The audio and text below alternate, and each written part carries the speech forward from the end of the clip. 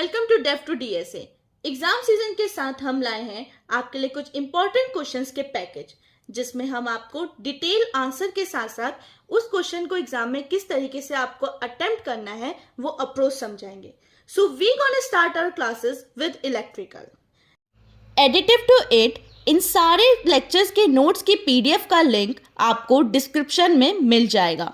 But PDF secured है, जिसका password आपको हमारे वीडियो लेक्चर के किसी भी पार्ट में मिल सकता है।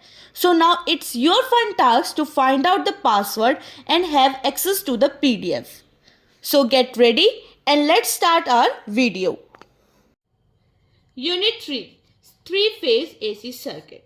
तो हमारा 3 फेज एसी सर्किट और सिंगल फेज एसी सर्किट में एक्चुअली डिफरेंस क्या है? तो हमारे सिंगल फेज सर्किट में हमेशा एक ही फेज रहेगा, जिसमें हमारा करंट फ्लो करेगा एक सिंगल वायर से और रिटर्न भी करेगा उसी पाथ से, जिसको हम न्यूट्रल लाइन कहते हैं, जो कि हमारे सर्किट को कंप्लीट करता है।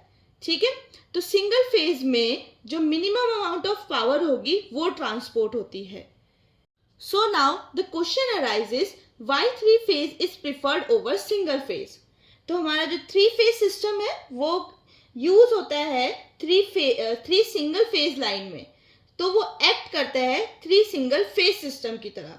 तो ये 3 फेज जनरेशन और सिंगल फेज जनरेशन सेम है हमारे जनरेटर में, except the arrangement of the coil in the generator to get 1200 phase difference. हमारा ये जो अरेंजमेंट होता है, हम कॉइल का बदल देते हैं 3 फेज सिस्टम में। ओके, तो जो कंडक्टर चाहिए होता है हमें 3 फेज सर्किट में, वो 75% ज्यादा होता है तुम्हारे कंडक्टर जो कि चाहिए होता है हमें सिंगल फेज सर्किट में। तो इसके लिए हम देख लेते हैं हमारा 3 फेज वोल्टेज सिस्टम सीक्वेंस को एक बारी। तो इसका जो हम डायग्राम बनाने वाले हैं वो कुछ इस तरह होता है, जिसमें ये आपका V23 हो जाएगा, V12 and this is V31। और इसका ग्राफ किस तरीके से होता है, ये हमारा टाइम हो गया, ये हमारा वोल्टेज हो गया। तो ये हमारी पहली सर्किट लाइन हो जाएगी, this is our second and this will be our third. Okay, तो ये हमारा एक तरह से ग्राफ हो जाएगा किसका, 3 फेज सर्किट डायग्राम का। तो now moving ahead to the questions. तो क्लासिफाई मेजरिंग इंस्ट्रूमेंट्स। तो हमें मेजरिंग इंस्ट्रूमेंट्स को क्लासिफाई करना है। Measuring instruments are essential tools in electrical engineering, helping us gauge different electrical parameters like voltage, current, resistance and power. तो measuring instrument हमें क्या help करते हैं? ये हमें हेल्प करते हैं मेजर करने में voltage, current, resistance and power को। ठीक है, ये हमारे डिफरेंट पैरामीटर्स हैं जिनको हमारे मेजरिंग इंस्ट्रूमेंट हेल्प करते हैं मेजर करने में। They can be classified based on various criteria. बहुत से क्राइटेरियाज में हम इन्हें क्लासिफाई कर सकते हैं based on function, method of measurement and operating principle. तो बेस्ड ऑन फंक्शन में हम इनका क्लासिफिकेशन सबसे पहले देखते हैं। Electrical instrument used for measuring electrical quantities like voltmeter, ammeter and ohmmeters. Electronic instrument measure signals and electronic properties. जो हमारे signals और electronic properties होते हैं वो हमारे electronic instruments देखते हैं। Oscilloscopes, spectrum analyzer, mechanical instruments measure physical quantities like pressure and displacement. For example barometers and micrometres, ये हमारे प्रेशर और डिस्प्लेसमेंट को मेजर करने में हेल्प करते हैं, जो हमारी फिजिकल क्वांटिटीज होती है basically. Thermal instruments use for temperature related measurements like thermocouples, infrared thermometers. Okay, then based on method of measurement. अब हमारे मेथड ऑफ मेजरमेंट के बेस में क्या क्लासिफिकेशन है? Absolute instruments provide measurements using fundamental physical principle like tangent galvanometer. Then secondary instrument require calibration against absolute instrument to provide accurate reading, for example moving coil ammeter. ये हमारे 2 types of तुम्हारे किस पे classification हो गया? Based on method of measurement, absolute instrument and secondary instrument. Then based on operating principle, analog instrument use a pointer and dial to display readings, ठीक है। ये तुम्हारे क्या हेल्प करता है, एक पॉइंटर को यूज करता है और रीडिंग्स को डिस्प्ले करता है, जैसे कि तुम्हारा analog voltmeter and ammeter, okay. Then digital instruments provide readings in numeric form on a screen, ठीक है। ये हमारे हेल्प करता है रीडिंग्स को न्यूमेरिक फॉर्म में डिस्प्ले करने का स्क्रीन में, ओके। तो इसका एग्जांपल क्या होगा हमारा, digital multimeters. Then based on nature of measurement, तो हमारा मेजरमेंट करने के नेचर पे पहला डिफ्लेक्शन, जो कि हमारा डिफ्लेक्शन दिखाने वाला है, indicate measurement by the movement of a pointer, moving iron, ammeter. Then null type instrument compare unknown values with standard references to find accurate measurement. तो ये क्या करेगा, तुम्हारे सारी अननोन वैल्यूज को कंपेयर करेगा एक स्टैंडर्ड रेफरेंस के साथ, जिससे कि तुम एक एक्यूरेट मेजरमेंट को फाइंड कर सकते हो, जिसका एग्जांपल है तुम्हारा potentiometer, okay. Then based on sources of energy, source of energy के बेस पे passive instrument and active instrument. Passive instrument तुम्हारी जो एनर्जी होगी वो मेजर करेंगे उनके पैरामीटर्स के साथ, ठीक है। Extract energy from the measured parameter itself, जो इसने पैरामीटर मेजर किए होंगे उसके साथ ये तुम्हारी एनर्जी को एक्सट्रैक्ट करेगा, जैसे कि तुम्हारा गैल्वेनोमीटर। देन एक्टिव इंस्ट्रूमेंट ये तुम्हारा रिक्वायर करते हैं एक्सटर्नल पावर को फॉर ऑपरेशन, जैसे कि तुम्हारे डिजिटल वोल्टमीटर हो गए और ऑक्सिलोस्कोप हो गया, ठीक है। इसको तुम याद कैसे कर सकते हो, एक तुम्हारे पास ट्रिक होगी, वो होगी तुम्हारी FA-OHM, FA-OHM या तुम कह लो FA-OHM, ठीक है। तो उसमें आएगा तुम्हारा पहले function, analog, digital, operating principle, method, source, nature. तो ये एक एक्रोनिम है जो कि कैटेगराइज करता है सारे इंस्ट्रूमेंट्स के नाम को। देन एक डिटेक्टिव टूल किट की तरह सोचो, एक डिटेक्टिव मेजरिंग क्लूज है, जैसे तुम्हारे पास digital for modern gadgets, analog for traditional tools, absolute instrument give fundamental truth, second instrument need calibration. Then passive instrument need no power, active instrument require energy. एक diagrammatic representation है, एक tabular form में है ये, ठीक है। Classification देख सकते हैं हम इसमें, measuring instrument by function, by operating principal.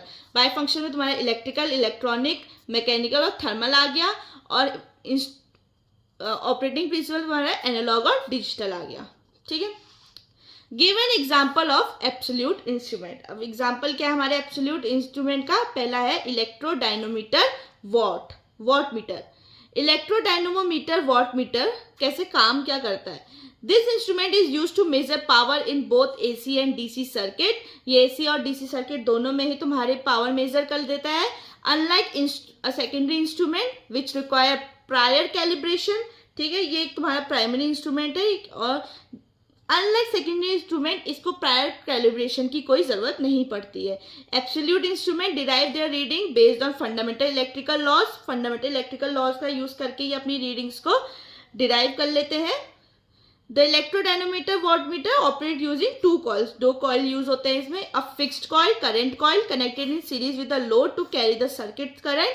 A moving coil, voltage coil connected across the supply to sense voltage. Then the deflection of the pointer follows the equation. हमारे पास एक इक्वेशन है, क्या है वो, P equal to power equal to V into I dot cos phi, ठीक है। तो ये हमारी क्या होगी, एक्सप्रेशन कह लो, जो हमारा डिफ्लेक्शन ऑफ पॉइंटर फॉलो करता है। तो P for true power in the circuit, V voltage, I current, cos phi power factor of the circuit, okay. Then since it's working principle is directly based on fundamental electrical laws, तो हमारे fundamental electrical laws पे depend करता है working equation. Rather than comparison with a calibrated reference, it qualifies as an absolute instrument. तो ये as a absolute instrument qualify करता है। इसकी भी ट्रिक हो जाएगी, think of electrodynamometer as a VI rule device, जिसमें V वोल्टेज कॉइल हो जाएगा, I करंट कॉइल हो जाएगा, और रूल हो जाएगा हमारा power, uses power equation directly, ठीक है। तो फिर हमारा डायग्राम देख लेते हैं इलेक्ट्रोडायनोमीटर का। ये हमारा वॉटमीटर हो गया, ये फिक्स्ड कॉइल हो गई, ओके। ये मूविंग कॉइल, वोल्टेज कॉइल हो गई। बस ये हमारे छोटे से डायग्राम है, बहुत इजी डायग्राम है, आपको एग्जाम में हेल्प करेगा अपने आंसर को इनहेंस करने में। डायग्रामेटिकली शो की चीजें ज्यादा इम्पैक्टफुल होती है हमारे आंसर्स में, okay. What does PMMC stand for in PMMC type instrument? तो PMMC क्या किसके लिए स्टैंड करता है? परमानेंट मैग्नेट मूविंग कॉइल, ठीक है, permanent magnet moving coil in PMMC type instrument. तो PMMC टाइप इंस्ट्रूमेंट होते क्या है? These instrument are use to measure DC electrical quantities like voltage and current. तो ये हमारे DC इलेक्ट्रिकल क्वांटिटीज को मेजर करने में काम आते हैं, जैसे कि हमारा वोल्टेज और करंट हो गया। They operate using a permanent magnet, permanent magnet को यूज करके हम इसे ऑपरेट करते हैं, और and a moving coil mechanism. और एक दो चीजों का यूज होता है हमारे इसके ऑपरेशन में। पहला हो गया तुम्हारा परमानेंट मैग्नेट, देन हो गया तुम्हारा moving coil mechanism.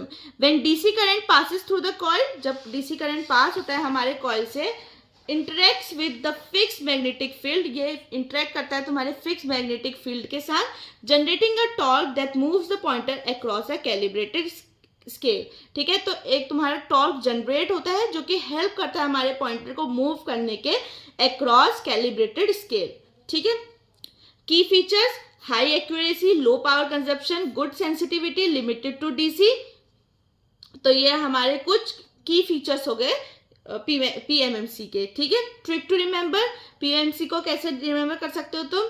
Permanent motion of magnetic coil since the moving coil rotates due to permanent magnets influence. तो एक परमानेंट मैग्नेट के इन्फ्लुएंस से हमारा मूविंग कॉइल जो है वो रोटेट करता है।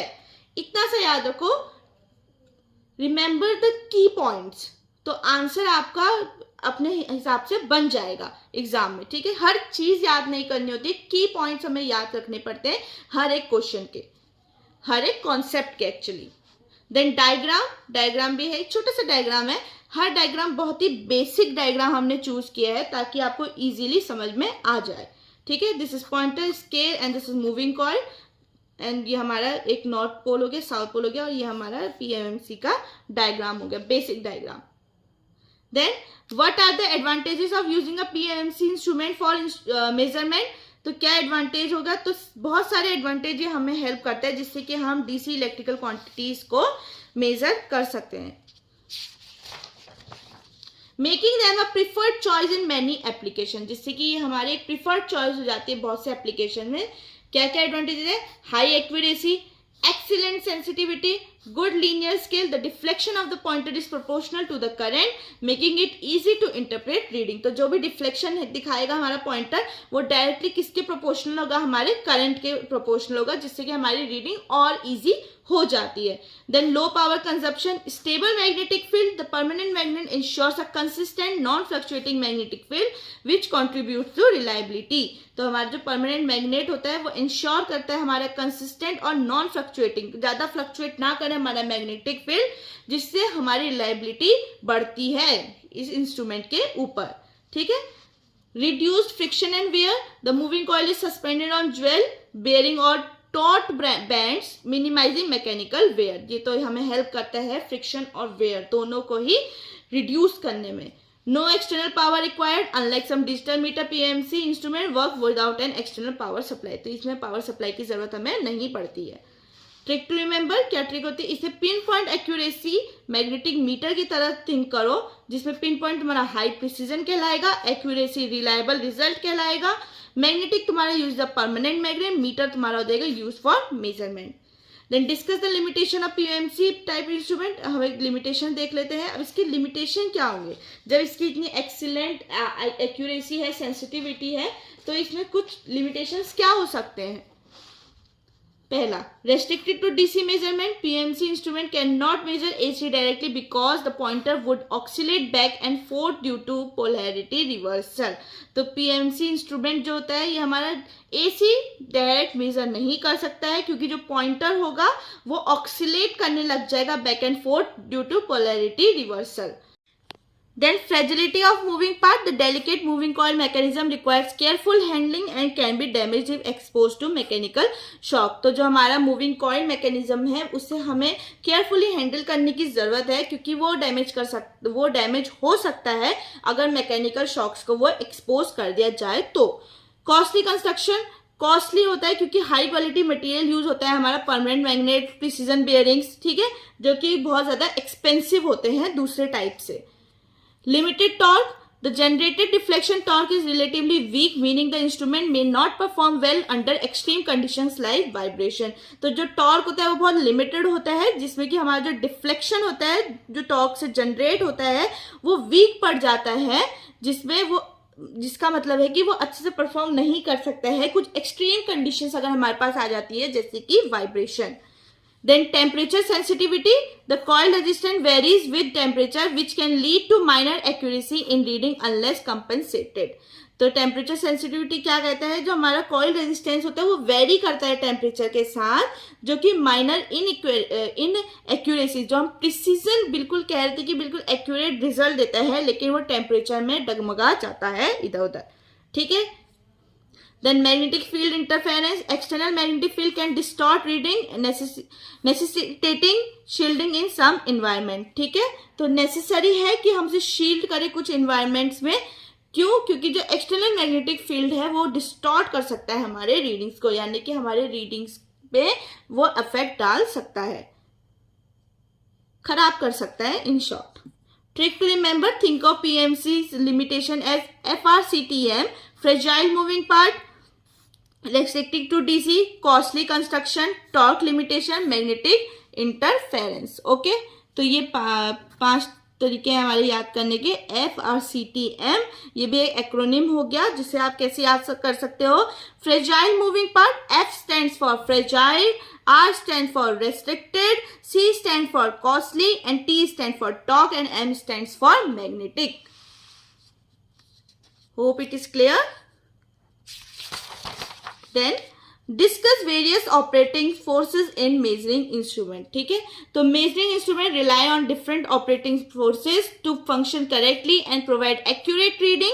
तो तुम्हारा मेजरमेंट मेजरिंग इंस्ट्रूमेंट किस पे रिलाई करते हैं? डिफरेंट ऑपरेटिंग फोर्सेस पे रिलाई करते हैं, जो कि तुम्हें हेल्प करता है करेक्टली फंक्शन करने में और प्रोवाइड करता है तुम्हें एक्यूरेट रीडिंग्स. ठीक है. These forces ensure the proper movement of the pointer. ये तुम्हें ensure करते हैं proper movement of pointer का, and maintain करते हैं तुम्हारी stability throughout the measurement process. ठीक है. Then deflecting force क्या होता है हमारा? पहला आता है deflecting force. ये क्या होता है? This force is responsible for moving the pointer from its zero position when a measurement is being taken. तो ये तुम्हारा responsible होता है pointer को इसके zero position से मूव करने के लिए. ठीक है. जब तुम्हारी मेजरमेंट ली जा रही हो, तो it is generated by the electrical quantity being measured. ये जो भी तुम्हारी इलेक्ट्रिकल क्वांटिटी जो मेजर होती है उससे जनरेट होता है, जैसे तुम्हारा करंट, वोल्टेज या फिर पावर. तो ये पीएमसी इंस्ट्रूमेंट में एक डिफ्लेक्टिंग फोर्स प्रोड्यूस होता है, जो उसके इंटरेक्शन में, किसके इंटरेक्शन में? मैग्नेटिक फील्ड और करंट कैरिंग कॉइल के, उससे प्रोड्यूस होता है. ठीक है. जो तुम्हारा डिफ्लेक्टिंग फोर्स होता है किससे प्रोड्यूस होता है तुम्हारा? जब तुम्हारा मैग्नेटिक फील्ड और करंट कैरिंग के बीच का जो इंटरेक्शन होता है उससे ये फोर्स जनरेट होता है. In electromagnetic instrument deflection occurs due to induced electromagnetic force. तो तुम्हारे इलेक्ट्रोमैग्नेटिक इंस्ट्रूमेंट में जो डिफ्लेक्शन अकर होता है वो किसकी वजह से होता है? इंड्यूस्ड ईएमएफ की वजह से होता है. Then controlling force, the controlling force helps the pointer settle at the correct position instead of swinging wildly. तो जो कंट्रोलिंग फोर्स होता है तुम्हें हेल्प करता है पॉइंटर को सेटल करने के इसके करेक्ट पोजीशन पे इंस्टीड ऑफ स्विंगिंग वाइल्डली. ठीक है. जो इधर उधर स्विंग करने से अच्छा है वो उसे करेक्ट पोजीशन पे सेटल कर देता है. It ensure stable and proportional reading. ये तुम्हें स्टेबल और प्रोपोर्शनल रीडिंग इंश्योर करता है by balancing the deflecting force. तुम्हारा डिफ्लेक्टिंग फोर्स बैलेंस करके. 2 कॉमन टाइप्स क्या है इसके? Spring control and gravity control. जो तुम्हारा स्प्रिंग कंट्रोल है ये तुम्हारी रीस्टोरिंग फोर्स को प्रोवाइड कराता है जब तुम्हारा पीएमसी यूज हो रहा हो. ठीक है. वाइडली, मतलब पीएमसी में ज्यादा यूज होता है बाय द वे. तो ग्रेविटी कंट्रोल क्या होता है? एक स्मॉल वेट अटैच कर दिया जाता है तुम्हारे बैलेंस पॉइंटर के साथ. ठीक है. In vertical instrument, use in vertical instrument. Okay. Then आता है तुम्हारा damping force. This force prevents the pointer from excessive oscillation and allows it to settle quickly at the correct measurement point. तो ये तुम्हारा फोर्स किस में help करता है? तुम्हारे पॉइंटर को एक्सेसिव ऑक्सीलेशन से प्रिवेंट करता है, जो कि अलाउ करता है उसको सेटल करने में एक करेक्ट मेजरमेंट पॉइंट पे. Without damping the pointer would keep moving back and fourth delaying readings. तो बिना डैम्पिंग के हमारा पॉइंटर क्या होगा, इधर उधर ऑक्सीलेट करता रहेगा बैक एंड फोर्थ, जिससे कि तुम्हारी रीडिंग्स में क्या आएंगे, डिलेस आएंगे।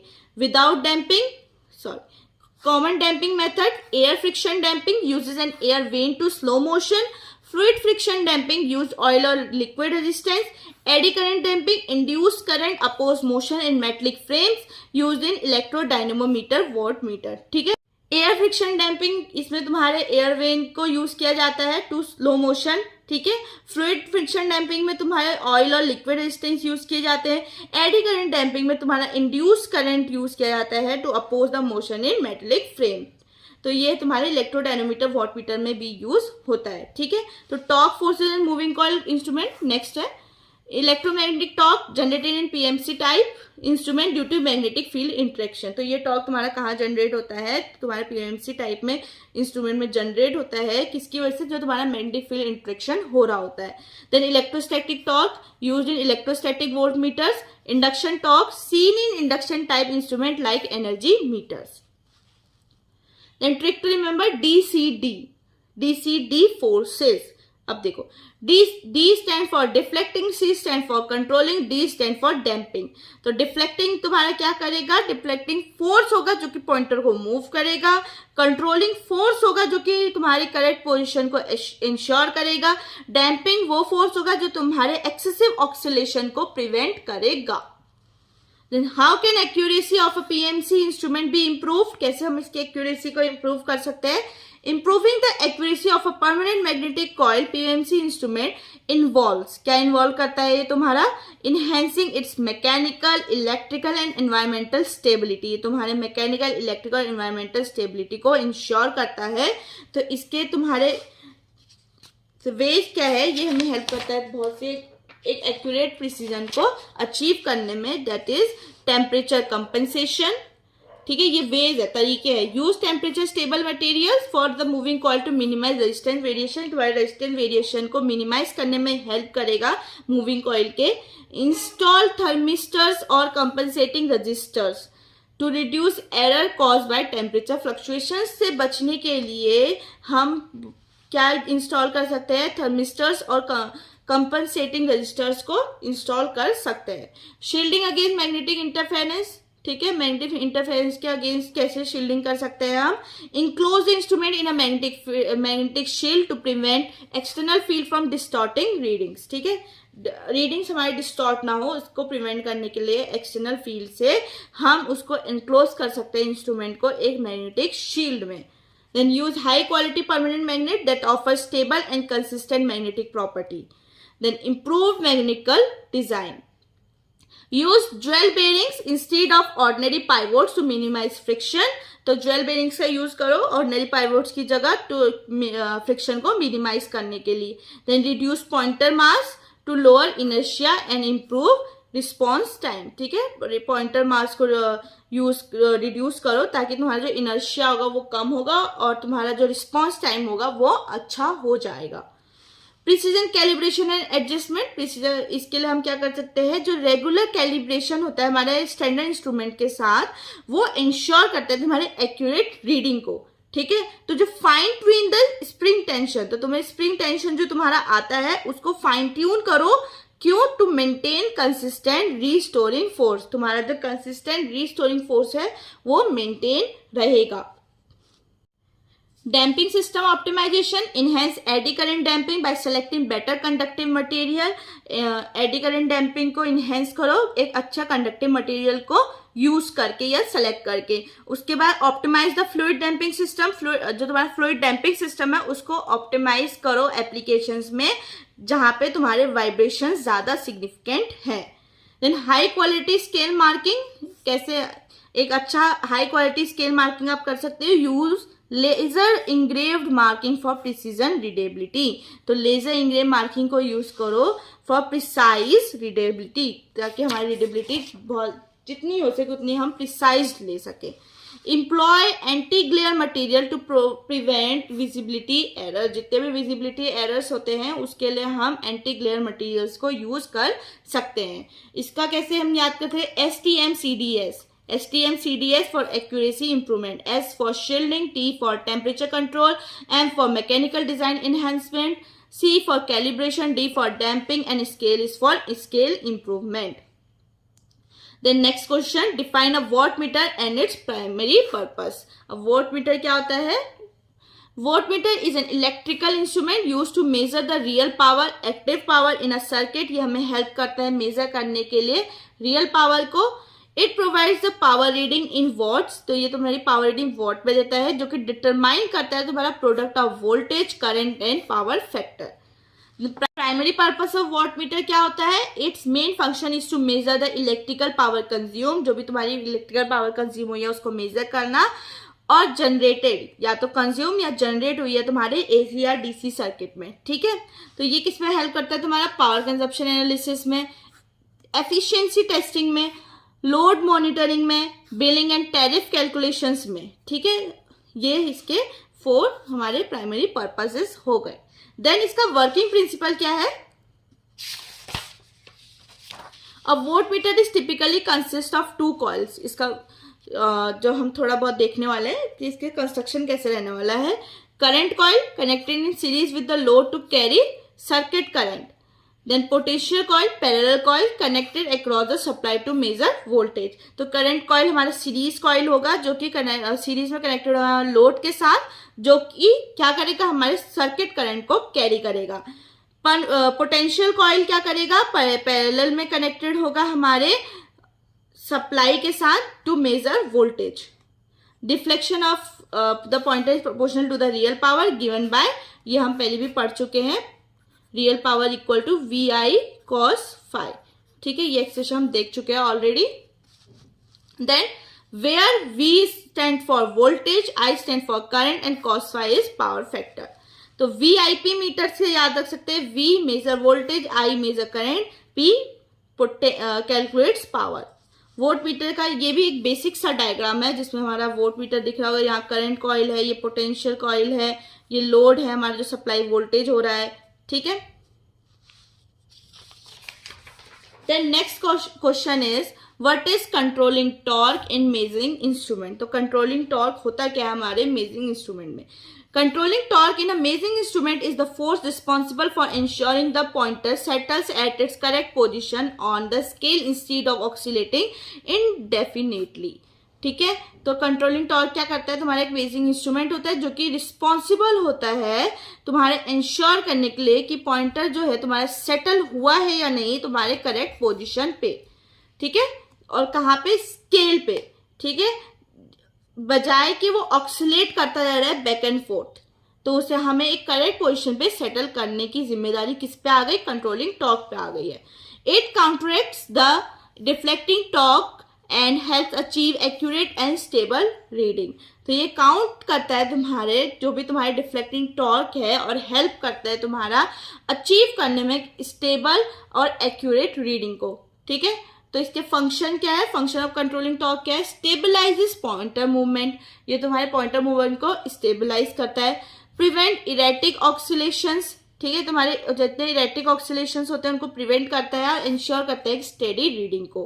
Proportional scaling maintains the pointer deflection directly proportional to the measured quantity. Restore zero position when measurement stops. Controlling torque bring the pointer back to its default position.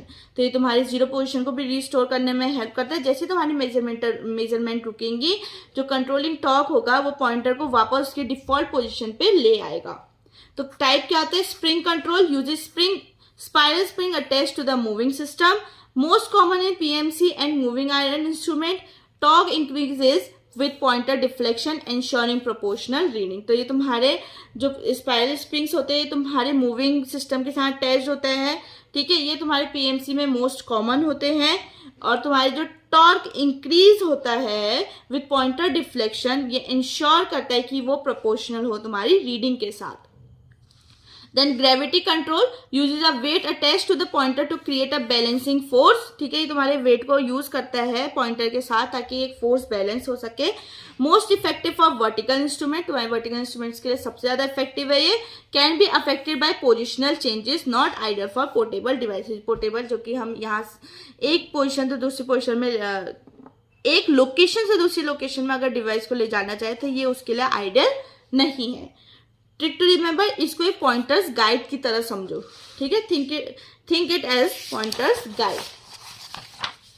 It guides the pointer to right position. ये तुम्हारे pointer जो है वो ये तुम्हारे pointer को guide करता है उसकी राइट पोजीशन पे। It stops unnecessary movement, unnecessary जितने भी तुम्हारे ऑक्सीलेशन, जो तुम्हारे में कहती कि लेना ना देना वाले मूवमेंट्स हो रहे हैं, उनको रोकता है। It brings back the pointer to zero when measurement end. तो ये तुम्हारे पॉइंटर को डिफॉल्ट पोजीशन जो कि जीरो होती है उस पे वापस ले आता है जब तुम्हारी मेजरमेंट एंड हो जाती है। तो ये भी कंट्रोलिंग टॉर्क का एक डायग्राम है जिसमें तुम स्प्रिंग कंट्रोल देख सकते हो, ग्रेविटी कंट्रोल देख सकते हो, ठीक है। Is it visible? No, it's fine. Then, what are the main advantages of using a moving iron instrument?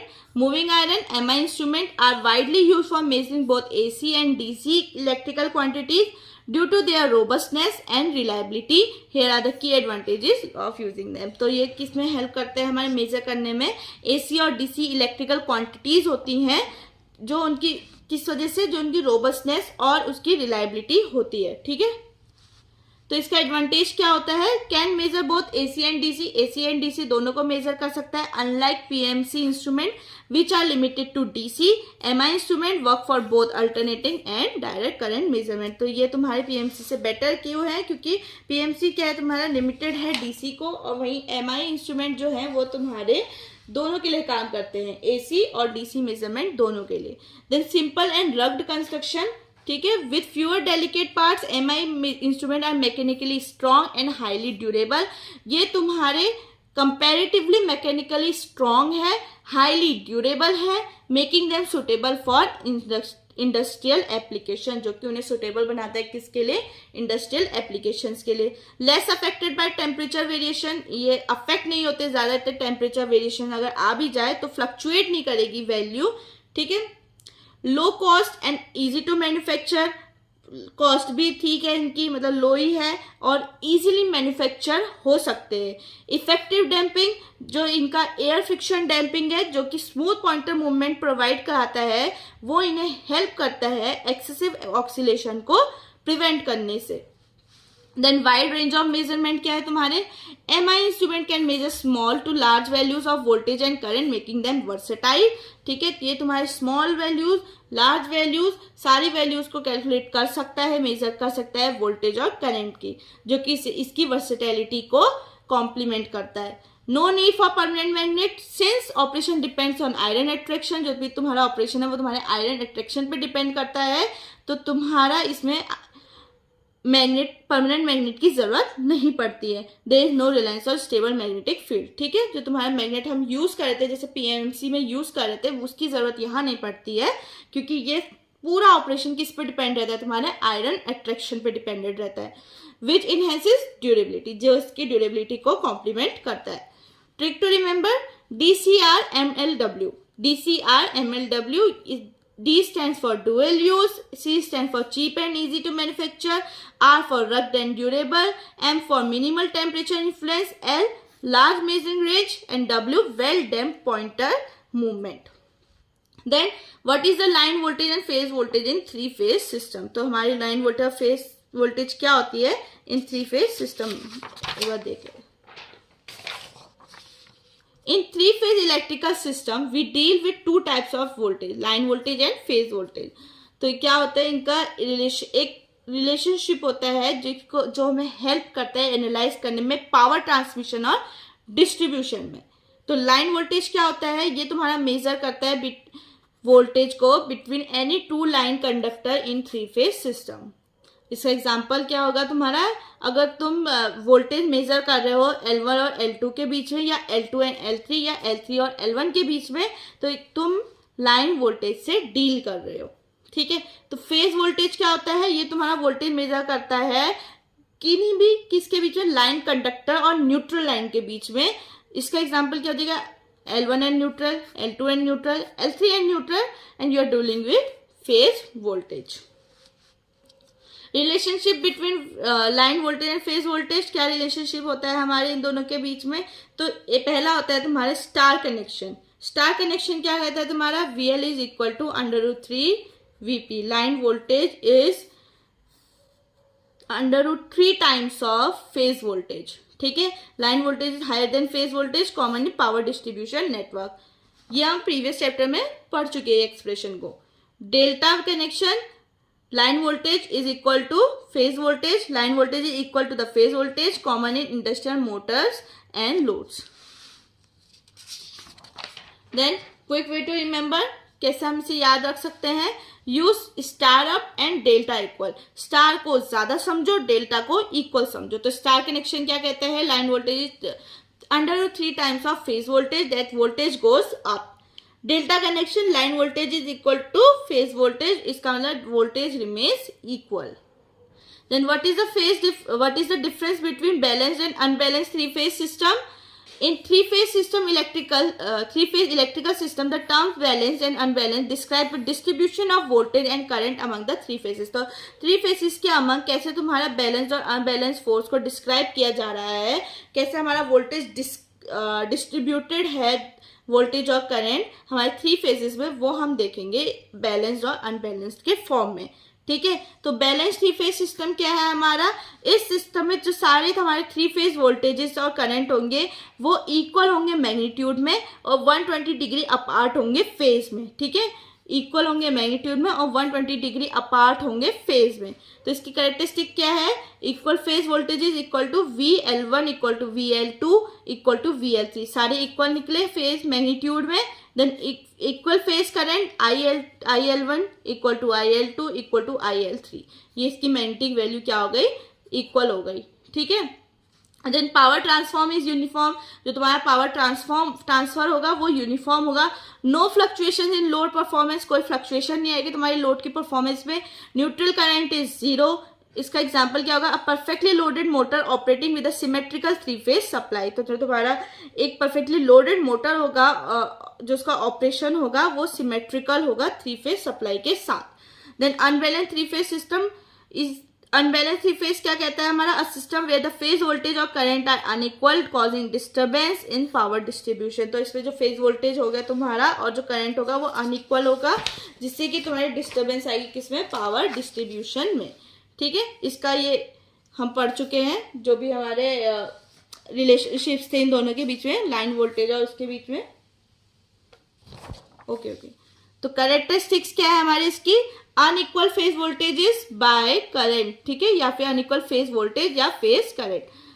फिर क्या हमारा? VL1 is not equal to VL2 is not equal to VL3, causes voltage fluctuation and heating. Motors में experience overheating and vibration. तो जो हमारे motor होंगे वो क्या एक्सप्लेन करेंगे? वाइब्रेशंस, ओवर हीटिंग, ये सब ये एक्सपीरियंस करेंगे। न्यूट्रल करंट इज नॉट 0, जो तुम्हारा न्यूट्रल करंट होगा 0 नहीं होगा। Unbalanced load create circulating current in neutral. Reduced efficiency leads to power losses and potential equipment damage. इसका एग्जांपल क्या होगा? System where one phase is overloaded causing a voltage drop in that particular line. तो तुम्हारा एक system होगा जहाँ पे तुम्हारा फेज होगा वो ओवरलोडेड होगा, जिससे कि तुम्हारा वोल्टेज ड्रॉप होगा उस पर्टिकुलर लाइन में। इसकी ट्रिक क्या है रिमेंबर करने के लिए? Use BURN, burn. Okay. B for balanced, U for unbalanced, R for regular power, and N for non-uniform power. Okay. Then what is the relationship between the three phase in a three phase system? ठीक है, three phases के बीच में relationship क्या है हमारे three phase system में? In a three phase electrical system the three phases are red, Y, yellow and B, blue are interconnected to maintain balanced power distribution system. तो ये interconnected होते हैं एक दूसरे से, किस लिए? ताकि तुम्हारा एक balance power distribution system maintain रहे।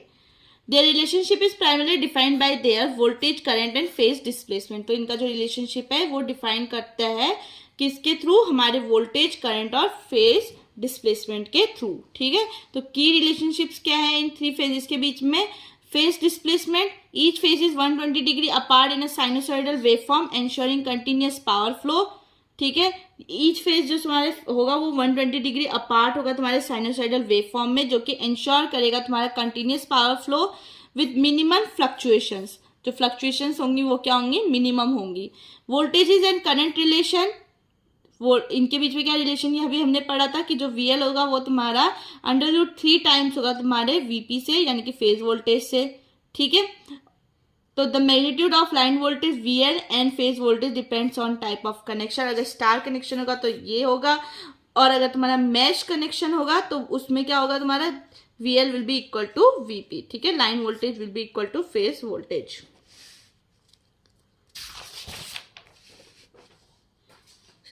तो सेम रिलेशन है हमारे पास यहाँ पे भी। ठीक है, then balance power distribution. In balance system the power supplied by each phase is equal. तो बैलेंस में क्या होगा, जो भी पावर सप्लाई होगा वो हमारा इक्वल होगा हर एक फेज में। Eliminating the need for excessive neutral current. तो जो भी हमारा एक्सेसिव नीड है न्यूट्रल करंट की, उसको ये रिड्यूस करेगा या एलिमिनेट करेगा। Wave form overlapping creates constant power. The sum of the three sinusoidal waveform results in a smooth and constant power transfer, crucial for motors and industrial loads. Then energy efficiency. Three-phase system provide higher efficiency compared to single-phase system, leading to better performance and reduced losses. Then trick to remember, एक power triangle समझो जिसमें 120 degree apart तुम्हारे सारे phases होंगे, जिसका मतलब कि तुम्हारे 3 पॉइंट्स होंगे ऑफ एन इक्विलेटरल ट्राइंगल। ठीक है, the system remains balance for constant power transmission. तो कांस्टेंट पावर ट्रांसमिशन के लिए हमारा जो सिस्टम होगा वो क्या रहेगा, बैलेंस्ड रहेगा। Then explain the meaning of power factor. Power factor का मीनिंग क्या है 3-फेज सर्किट पे। तो power factor is a crucial parameter in AC circuit including 3-फेज system as it measure the efficiency of power usage. तो ये यहाँ पे ये इसका एक्सप्रेशन क्या होगा, पावर फैक्टर क्या होगा, हमारा रेशियो होगा तुम्हारा real power by apparent power. ठीक है, तो real power is the actual usable power measure in watt. Apparent power तुम्हारा टोटल पावर होगी जो सप्लाई की जाएगी, जो कि मेजर की जाती है तुम्हारी VA यानी कि वोल्ट एम्पियर में। Then reactive power wasted power होती है ड्यू टू फेज शिफ्ट, और ये हमारा वोल्ट एम्पियर रिएक्टिव में मेजर की जाती है। Then meaning of power factor. Power factor indicate how efficiently the electrical power is being converted into useful power. ठीक है, कि कैसे तुम्हारी इलेक्ट्रिकल पावर है उसे यूजफुल पावर में हम कन्वर्ट कर पा रहे हैं। तो PF इक्वल टू 1 और 100% आइडियल सिनेरियो, और all supplied power is converted into useful power. PF lagging और leading, some power is wasted due to phase difference between voltage and current. Lagging power factor occurs in inductive load, leading power factor occurs in capacitive load. Importance of power factor in 3-phase system. Higher efficiency. A better power factor reduces losses and improves system efficiency. By the way, हम ये power factor को पिछले chapter में बहुत अच्छे से पढ़ चुके हैं, तो इट इज इम्पॉर्टेंट कि आप यूनिट 3 को करने से पहले एक बार यूनिट 2 को रेफर जरूर करें। इंपॉर्टेंट क्वेश्चन से थ्रू कर लीजिए, क्योंकि हमने पूरी थ्योरी और कॉन्सेप्ट्स को लेते हुए सारे क्वेश्चंस को डिस्कस किया है। Then importance of power factor in a 3-phase system. Higher efficiency. A better power factor reduces losses and improve system efficiency. तो ये एक better higher efficiency देता है हमें। Lower electric cost है इसका हमारे पास। Enhanced equipment life span है कि जिससे कि हमारी जो reduced wasted energy होती है वो minimize हो जाती है, जो किसकी वजह से अकर होती है, हमारे ओवर हीटिंग की वजह से मोटर्स और ट्रांसफार्मर में। Then stable voltage level. ठीक है, improve voltage regulation ensuring consistent power supply. How to improve power factor. Capacitor bank use to counteract inductive loads and improve PF। ठीक है, कैपेसिटर बैंक क्या करते हैं, तुम्हारे इंडक्टिव लोड्स और जो इम्प्रूव PF होता है उनके काउंटिंग में काम करता है। Then synchronous condensers maintain an optimum PF in industrial power system. ठीक है, तो जो तुम्हारा ऑप्टिमम PF होता है इंडस्ट्रियल पावर सिस्टम में, उनको मेंटेन करने का काम हमारा सिंक्रोनस कंडेंसर करता है। Then power factor correction devices. Smart controller adjust PF dynamically for efficiency. Then trick to remember क्या होगा हमारे इसमें, power factor, what is power factor, how effective power works. PF equal to 1 equal मतलब कि perfectly efficient है। PF less than 1, some energy wasted due to phase shift. Fix low PF, use capacitor और other correction method. Then what is the phase sequence in a three phase system, why is it important? तो phase sequence क्या है हमारे three phase system में? Phase sequences refers to the order in which the three voltage waveform R Y B reach their peak values. तो phase sequence किसको refer करता है? Order को रेफर करता है जिसमें तुम्हारे थ्री वोल्टेज वेवफॉर्म जो है आर वाई बी वो उनकी पीक वैल्यू पे रीच कर जाता है। Then in a balanced three-phase system, the phases are 120 degree apart, meaning the sequence plays a vital role in determining the direction of rotating magnetic fields in machine. तो जो तुम्हारा phase system balance three phase system होता है, इसमें जो phases होते हैं वो 120 डिग्री अपार्ट होते हैं एक दूसरे से, जिसका क्या मतलब निकलता है? जो सीक्वेंस है, ठीक है, जो सीक्वेंस है हमारे थ्री फेज सिस्टम में वो वाइटल रोल प्ले कर रहा है किसके लिए? डायरेक्शन, जो तुम्हारा रोटेटिंग मैग्नेटिक फील्ड का डायरेक्शन है उसको डिटरमाइन करने में। Standard three phase sequences positive ABC और R Y B sequence, the phases progress in order maintaining standard rotation in motor. Negative ACB और RBY sequence, the phase follows an opposite order reversing rotation direction.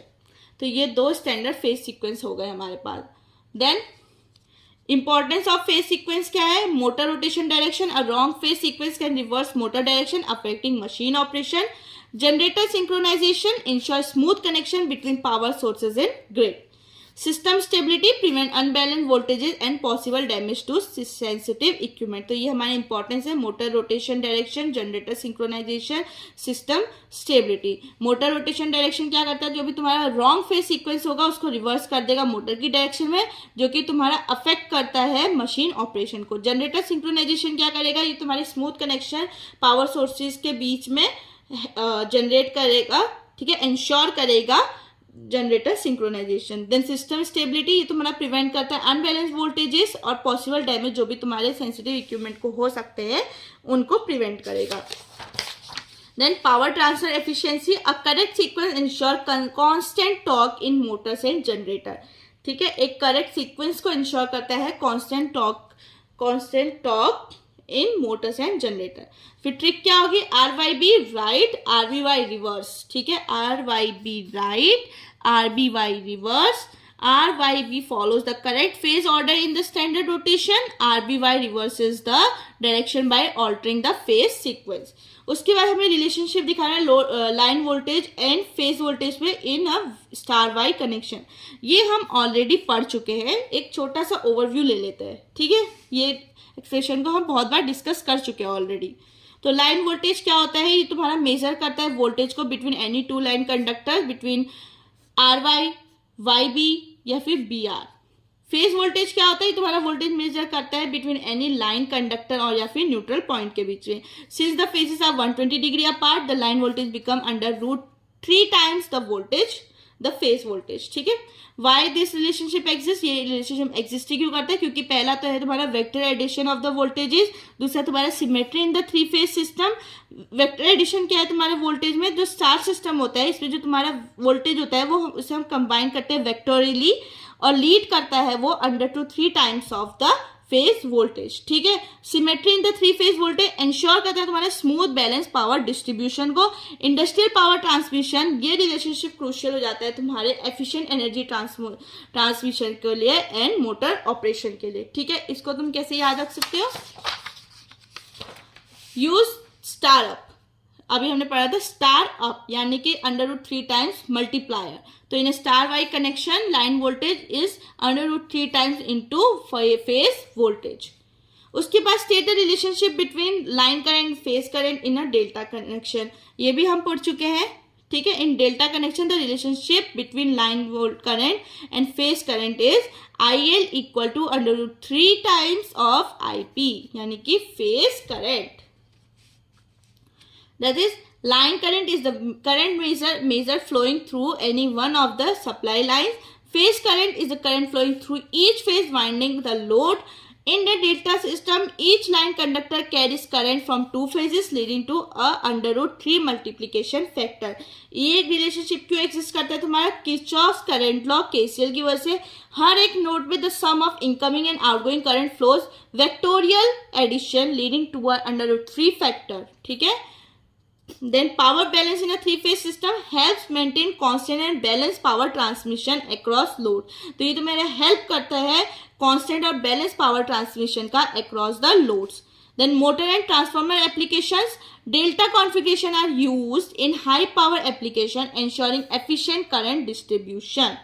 ठीक है, तो तुम्हारा motor और transformer application होता है, ये तुम्हारा डेल्टा कॉन्फ़िगरेशन हेल्प करता है हाई पावर के एप्लीकेशन में, जिससे कि तुम्हारा एफिशिएंट करंट डिस्ट्रीब्यूशन हम इंश्योर कर सकते हैं. Then quick trick to remember, इसके लिए क्या होगी, delta down equal to √3 time multiplier of over current. तो डेल्टा कनेक्शन में तुम्हारा जो लाइन करंट होगा वो इक्वल टू क्या होगा, √3 इंटू फेज करंट. ठीक है, तो What are the limitations of moving coil instrument? Limitation of moving coil instrument क्या है तुम्हारे, इनको हम क्या क्या कहते हैं, परमानेंट मैग्नेटिक मूविंग कॉइल भी कहते हैं या फिर पीएमसी इंस्ट्रूमेंट भी कहते हैं. ठीक है, देन अब PMCC instrument works on the principle that current carrying coil placed in a magnetic field experiences a torque. The coil is attached to a needle that deflects over a scale to show current और voltage. PMC को हम already read कर चुके हैं, study कर चुके हैं और इसके लिमिटेशंस भी हम एक्चुअली देख चुके हैं, बट एक रीडिंग ले लेते हैं, एक ओवरव्यू फिर से ले लेते हैं ताकि हमें चीज़ें और अच्छे से याद हो जाए. तो लिमिटेशन क्या है हमारी, पहले DC only, it allows only DC values को ये मेजर करने में हेल्प करता है. एक्सपेंसिव होता है क्योंकि प्रिसीजन कंपोनेंट चाहिए होता है, हमें हाई क्वालिटी मैग्नेट चाहिए होते हैं, ज्वेल बेरिंग चाहिए होती है जो कि उन्हें कॉस्टली बना देती है. तो ये मेमोरी ट्रिक भी लिखी है साइड बाय साइड इसके हर किसी के. फ्रेजाइल होता है क्योंकि जो मूविंग पार्ट्स होते हैं वो डेलिकेट होते हैं और डैमेज हो सकते हैं तुम्हारे मैकेनिकल शॉक्स या फिर रफ हैंडलिंग के थ्रू. ठीक है, वीक मैग्नेटिक फील्ड होता है, परमानेंट मैग्नेट भी लॉस मैग्नेटिज्म. ठीक है, लिमिटेड ओवरलोड कैपेसिटी होता है, सडन लार्ज करंट तुम्हारा क्या होते हैं, बर्न कर सकते हैं कॉइल को, डैमेज कर सकते हैं इंस्ट्रूमेंट को. Then no induction working, unlike meters जो कि इंडक्शन टाइप के होते हैं, PMC doesn't work on electromagnetic induction, यानी कि ईएमएफ का काम ये नहीं करता है. ठीक है, then trick to remember, DEF-VWON, DEF1 ऐसे याद रखो, DEF1. तो DC only, E expensive, F fragile, W weak magnetic field. Then O is for overload sensitive and N is for no induction. Then why it's not used for AC, ये एक extra note point है, because the torque produced in each half cycle of AC cancels out resulting zero average deflection. तो ये AC के लिए क्यों use होता है, क्योंकि जो टॉर्क प्रोड्यूस होता है हर एक हाफ साइकिल में AC के वो कैंसल आउट हो जाता है, जिससे कि जीरो एवरेज आ जाता है हमारे डिफ्लेक्शन में. ठीक है, why do we need damping system in measuring instrument, तो डैम्पिंग सिस्टम हमें क्यों चाहिए होता है. Think of a weighing scale at a grocery store, your place an apple on it and the needle swings wildly before settling. तो एक weighing scale के बारे में सोचो ग्रोसरी स्टोर में, तो हम अगर उसके ऊपर एक एप्पल भी रख देंगे तो हमारा जो नीडल होता है वो क्या करने लग जाता है, स्विंग करने लग जाता है, किसके पहले, एक प्रॉपर पोजीशन में पहुंचने से पहले, यानी कि सेटल डाउन होने से पहले. Without damping a measuring instrument needle would behave the same oscillating back and fourth. बिना इसके डैम्पिंग के ये ऑक्सीलेट करता रह जाएगा नीडल हमारा back and fourth before finally stopping. ठीक है, एक जगह पे रुकने से पहले कभी ऐसे, कभी इधर ऐसे करते रहते हैं ना ऑक्सीलेट हमारा नीडल, तो हमारे बिना डैम्पिंग के ये वही करता रह जाएगा. That's annoying and slow, especially in electrical measurement where we want quick and stable reading. ठीक है, जबकि इलेक्ट्रिकल मेजरमेंट में ये ज़्यादा तुम्हारा अनोइंग है. क्यों, क्योंकि वहाँ पे हमें जल्दी से जल्दी और क्विक रीडिंग और स्टेबल रीडिंग चाहिए होती है. तो damping is the process of controlling the movement of the pointer so it settles quickly without oscillating. तो डैम्पिंग तुम्हारा प्रोसेस होता है जो कि कंट्रोल करता है पॉइंटर के मूवमेंट को ताकि वो जल्दी से सेटल हो जाए बिना ज़्यादा ऑक्सीलेशन के. ठीक है, It reduces the vibration and allows the pointer to reach its final reading fast and steady. तो ये हमें क्यों चाहिए होता है, क्विक रिस्पॉन्स चाहिए होता है, हमें एक्यूरेट रीडिंग चाहिए होती है. Prevent overshooting, it stop pointer from swinging past the actual value. Prevent wear and tear. ठीक है, जितना कम मूवमेंट होगा उतना मैकेनिकल स्ट्रेस कम होगा, उतना लॉन्गर हमारे इंस्ट्रूमेंट की क्या होगी, लाइफ होगी. ठीक है, ट्रिक क्या है, डैम्प, डोंट अलाउ मैड पॉइंटर. ठीक है, एक जगह पे एक्चुअल जो उसकी पोजीशन है उस पर सेटल डाउन करो, इधर उधर की मूवमेंट्स को कम करो. ठीक है, देन टाइप्स ऑफ डैम्पिंग, हमारे पास टाइप्स क्या है डैम्पिंग के, type, how it works and example. ठीक है, तीनों चीजें हम देखने वाले टेबुलर उसमें. वो क्या होंगे हमारी एयर फ्रिक्शन। पहला क्या है air friction, a when moves in an air chamber resisting motion, ठीक है, एयर चैम्बर में जितना मूव करेगा जिससे कि हमारे मोशन रजिस्ट होगा, जो कि हमारे किसमें पीएमसी मीटर्स में यूज होता है। Fluid friction, a disc moves in oil और फ्लूइड, डिस्क तुम्हारा ऑयल और फ्लूइड में मूव हो रहा है, ये तुम्हारा वॉट मीटर में यूज होता है। Eddy current, magnetic braking using a moving conductor in a magnetic field, जैसे कि एमीटर और वोल्ट मीटर। फिर तुम्हारा damping is used in measuring instrument to prevent oscillation and help the pointer reach its final position quickly and accurately, ठीक है। Then define error in measurement. अब error हमें देखना है कौन कौन से एरर होते हैं। एरर क्या होता है, difference between true value and the measured value, ठीक है, ये तुम्हारा एरर होता है, measured value minus true value. In real life, no measurement is 100% perfect. There are always some error. Even in high precision instrument में भी हमें 100% result, true result की उम्मीद नहीं रखनी चाहिए।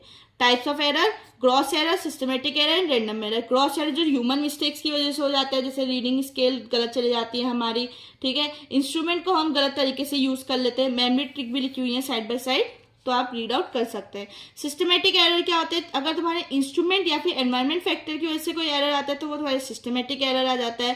रैंडम एरर क्या होते हैं, जो भी अनप्रिडिक्टेबल वेरिएशन होते हैं, जैसे तुम्हारा कभी कुछ वाइब्रेशन हो गया, नॉइज आ गई है ना, इंस्ट्रूमेंट हिल गया, तो ये तुम्हारे अनप्रिडिक्टेबल वेरिएशंस होते हैं जिसके बारे में हमें भी नहीं पता होता है कि ये आ सकता है करके।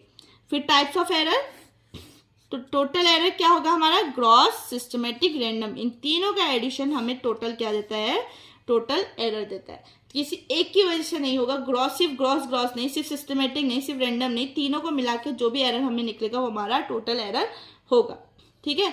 तो इसकी मेमोरी ट्रिक क्या होगी, GRS, ग्रॉस, रैंडम, सिस्टमेटिक, और for one great ruler suffer because even rulers instrument can't be perfect, ठीक है, सिर्फ रूलर और इंस्ट्रूमेंट तुम्हारे परफेक्ट नहीं हो सकते हैं।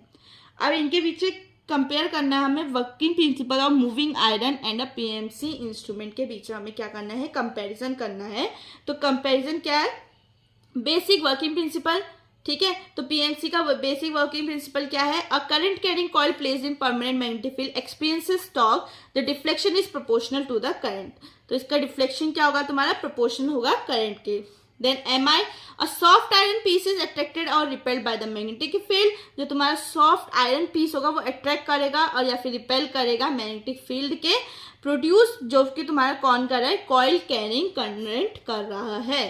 तो डिफ्लेक्शन क्या डिपेंड करेगा तुम्हारे स्क्वायर ऑफ करंट पे, तो जो डिफ्लेक्शन होगा वो किस पे डिपेंड करेगा, तुम्हारा आई स्क्वायर पे, ठीक है। यहाँ पे डिफ्लेक्शन किस पे प्रोपोर्शनल था, करंट के साथ, और MI में मूविंग तुम्हारा जो मूविंग आयरन है उसमें तुम्हारे करंट के स्क्वायर पे डिपेंड करेगा तुम्हारा डिफ्लेक्शन। देन AC और DC कंपैटिबिलिटी क्या है इसकी, तो PMC DC, खाली सिर्फ DC, MI both AC and DC, ठीक है। तो doesn't work with AC because average torque is 0, works with AC due to square law response. Then deflection nature, PMC का प्रोपोर्शनल टू I है, MI का proportional to I square है। इसमें तुम्हारा PMC में तुम्हारा जो स्केल होगा वो यूनिफॉर्म होगा, MI में तुम्हारा स्केल जो होगा वो नॉन यूनिफॉर्म होगा, क्योंकि एंड में तुम्हारा क्राउड बढ़ जाता है। कॉस्ट एंड एक्यूरेसी, पीएमसी में most accurate but expensive, MI moving iron तुम्हारा लेस एक्यूरेट होता है बट चीपर होता है, okay. Then high sensitivity, PMC हमारी ज़्यादा हाई सेंसिटिविटी होती है और इस मूविंग आयरन में तुम्हारी मॉडरेट सेंसिटिविटी होती है। देन मैग्नेटिक फील्ड सोर्स क्या है इसमें, पीएमसी तुम्हारा परमानेंट मैग्नेट यूज करता है, MI तुम्हारा uses electromagnetic field created by coil current. Then इसका ट्रिक क्या होगा, PMIDC, permanent magnet measures DC, ये पीएमसी का बता रही हूँ, ठीक है, indicates I linear deflection equal to I costly and current. MI pulling pushing iron measures AC and DC, indicates I square non-linear deflection I square, cheap and common. Then derive equation for torque developed in PMC type instrument। तो हमारे torque की equation क्या होती है PMC type instrument में वो देख लेते हैं। तो टॉर्क इक्वेशन क्या है, तो पहले तो टॉर्क प्रोड्यूस क्या करता है हमारे, या कॉस्ट क्या करता है PMC में, तो PMMC instrument works on the principle that a current carrying conductor place in a magnetic field experiences a force. तो कोई भी कंडक्टर जो करंट कैरिंग होगा, अगर वो मैग्नेटिक फील्ड में रखेंगे तो वो एक फोर्स को एक्सपीरियंस करेगा। तो when this conductor is free to move, जब ये कॉइल जो होगा तुम्हारा फ्री टू मूव होगा, it produces deflecting torque which causes the pointer to move.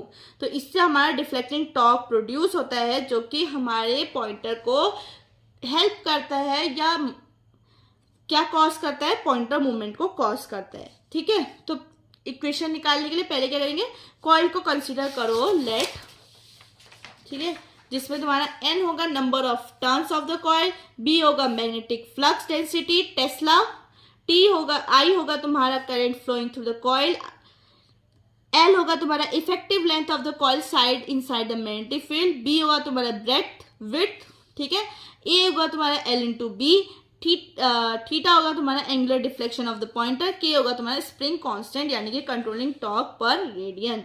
तो force on a current carrying conductor in a magnetic field, ये हम पहले भी देख चुके हैं, F इक्वल टू BIL, ठीक है। Each side of the rectangular coil experiences a force since the coil has 2 vertical side, तो 2 वर्टिकल साइड होंगे तो हम इंटू 2 कर देंगे इस फोर्स को, तो ये हो जाएगा हमारा 2BIL, ठीक है, जिससे तुम्हारा B क्या है, मैग्नेटिक फ्लक्स है, I क्या है, करंट जो फ्लो हो रहा है कॉइल में, और L क्या है, इसकी इफेक्टिव लेंथ है, ठीक है। देन टॉर्क डेवलप, टॉर्क कैसे डेवलप हो रहा है, TD equal to force into distance from the axis that is B/2, ठीक है। तो ये क्या हो जाएगा, but there are 2 side each contributing torque, तो 2 साइड है जो कि कंट्रीब्यूट कर रहे हैं टॉर्क को, तो ये हो जाएगा TD equal to 2 into BIL into B/2, जिससे 2 से 2 कैंसिल हो जाएगा, एंड देन हमें क्या मिल जाएगा, TD इक्वल टू BILB, वापस हमें ये मिल जाएगा, ठीक है। देन TD इक्वल टू, अगर हम नंबर ऑफ टर्न्स को इंक्लूड कर दे, कि हमारे नंबर ऑफ टर्न्स भी तो है, उनको इंक्लूड कर दे, तो L इंटू B क्या हो जाएगा हमारे पास, A हो जाएगा, तो TD क्या हो जाएगा हमारे पास, BIL टू A, तो ये हमारी क्या आ जाएगी, इक्वेशन आ जाएगी, ठीक है। Controlling torque opposing spring torque, तो as per pointer move the spring opposes the motion with the torque, तो TC क्या हो जाएगा हमारा, equal to K dot theta हो जाएगा। एट स्टेडी स्टेट पे क्या होता है हमारा, जो TD होता है वो किसके इक्वल है, TC के, यानी कि जो तुम्हारा डिफ्लेक्टिंग टॉर्क होता है वो तो किसके इक्वल हो जाता है, कंट्रोलिंग टॉर्क के इक्वल हो जाता है। देन ये क्या हो जाएगा, NBI A equal to K theta, ठीक है, ये तुम्हारे पास आ जाएगा, जिससे कि तुम थीटा की वैल्यू निकाल सकते हो, तो थीटा इक्वल टू क्या आ जाएगा, NBI A अपॉन में K इंटू I। तो फाइनल इक्वेशन क्या कहती है, जो थीटा है वो तुम्हारे प्रोपोर्शनल है किसके, I के, जो डिफ्लेक्शन है is directly proportional to I, which mean PMC has an uniform scale, very useful for accurate DC measurement, ठीक है। तो इसकी ट्रिक क्या होगी, NBA लव्स करंट, ठीक है। तो N stand for number of turns, B stand for magnetic field, A stand for area of coil, multiplied by I give deflecting torque that is NBAI। अब वर्किंग प्रिंसिपल क्या है हमारे PMMC type instrument का, what is PMMC instrument, a PMMC instrument use the magnetic permanent magnet and a current carrying coil to measure DC current or voltage by converting the electrical signal into mechanical motion pointer deflection, ठीक है। Working principle क्या है, when a current carrying conductor is placed in a magnetic field it experiences a mechanical force, this is based on Lorentz force law which leads to the production of deflecting torque.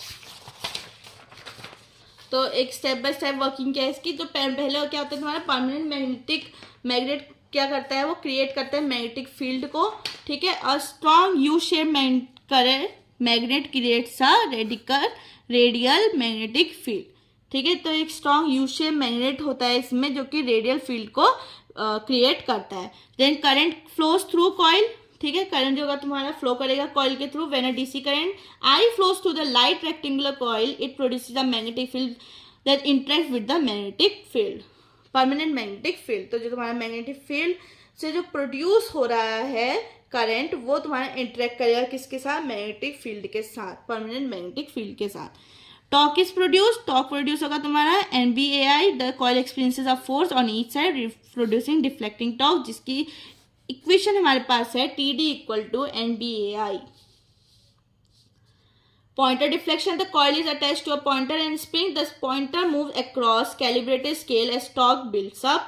तो जो तुम्हारा coil होगा वो attach होगा तुम्हारे pointer spring के साथ और पॉइंटर तुम्हारा मूव करेगा कैलिब्रेटेड स्केल के अक्रॉस, ठीक है, एज अ टॉर्क बिल्ड, जैसे जैसे टॉर्क बढ़ता रहेगा, बिल्ड करता रहेगा. तो spring provides controlling torque as the coil rotate, the spring resist it with controlling torque. तो TC क्या हो जाएगा हमारा, TC इक्वल टू K.θ. ठीक है.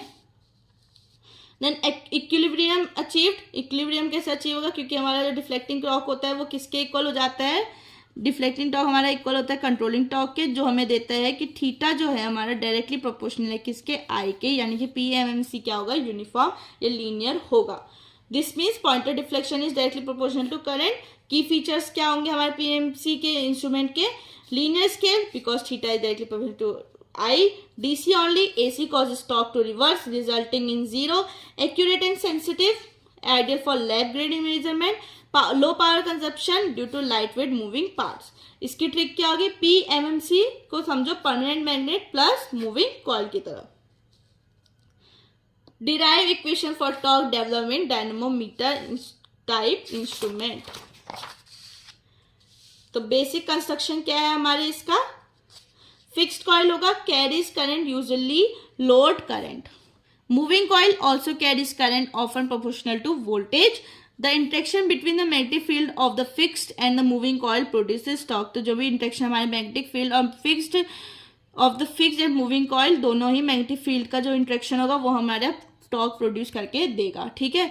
Pointer deflection based on this torque. तो जो हमारा पॉइंटर डिफ्लेक्ट करेगा वो इस टॉर्क के बेस पे करेगा. तो वर्किंग प्रिंसिपल क्या है, the torque is developed due to interaction of magnetic field of fixed and moving coil both carrying current. तो इसका डेरिवेशन क्या से होगा हमारा, I1 equal to current in fixed coil, I2 equal to current in moving coil.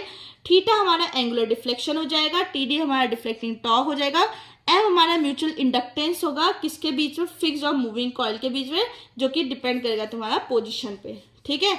Energy stored क्या होगी हमारे magnetic field में, वो होगी हमारी W equal to I1 I2 M theta. M हमारा म्यूचुअल इंडक्टेंस है, थीटा हमारा एंगुलर डिफ्लेक्शन है. ठीक है. तो where M stands on the angular position and theta है फॉर द मूविंग कॉइल.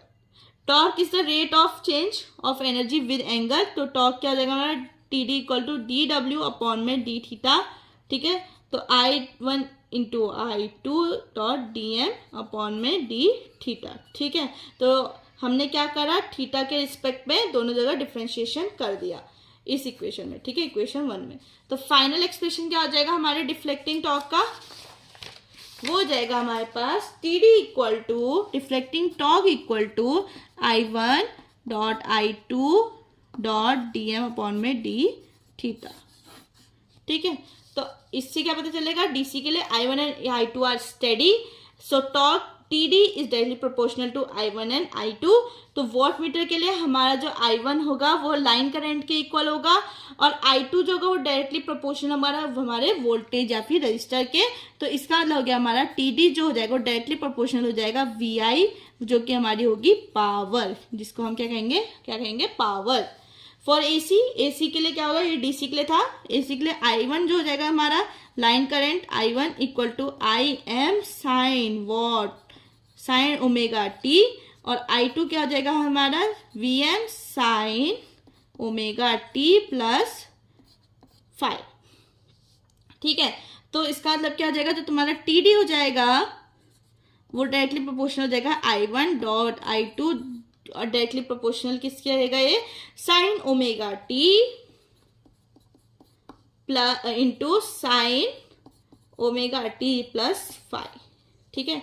ये बहुत ज़्यादा इंपॉर्टेंट एक्सप्रेशन है, ये हमें याद होने चाहिए या हमें इन्हें डिराइव करना आना चाहिए, या रिलेशनशिप बिल्ड करते हुए चलेंगे तो हमें इजीली याद हो जाएगा.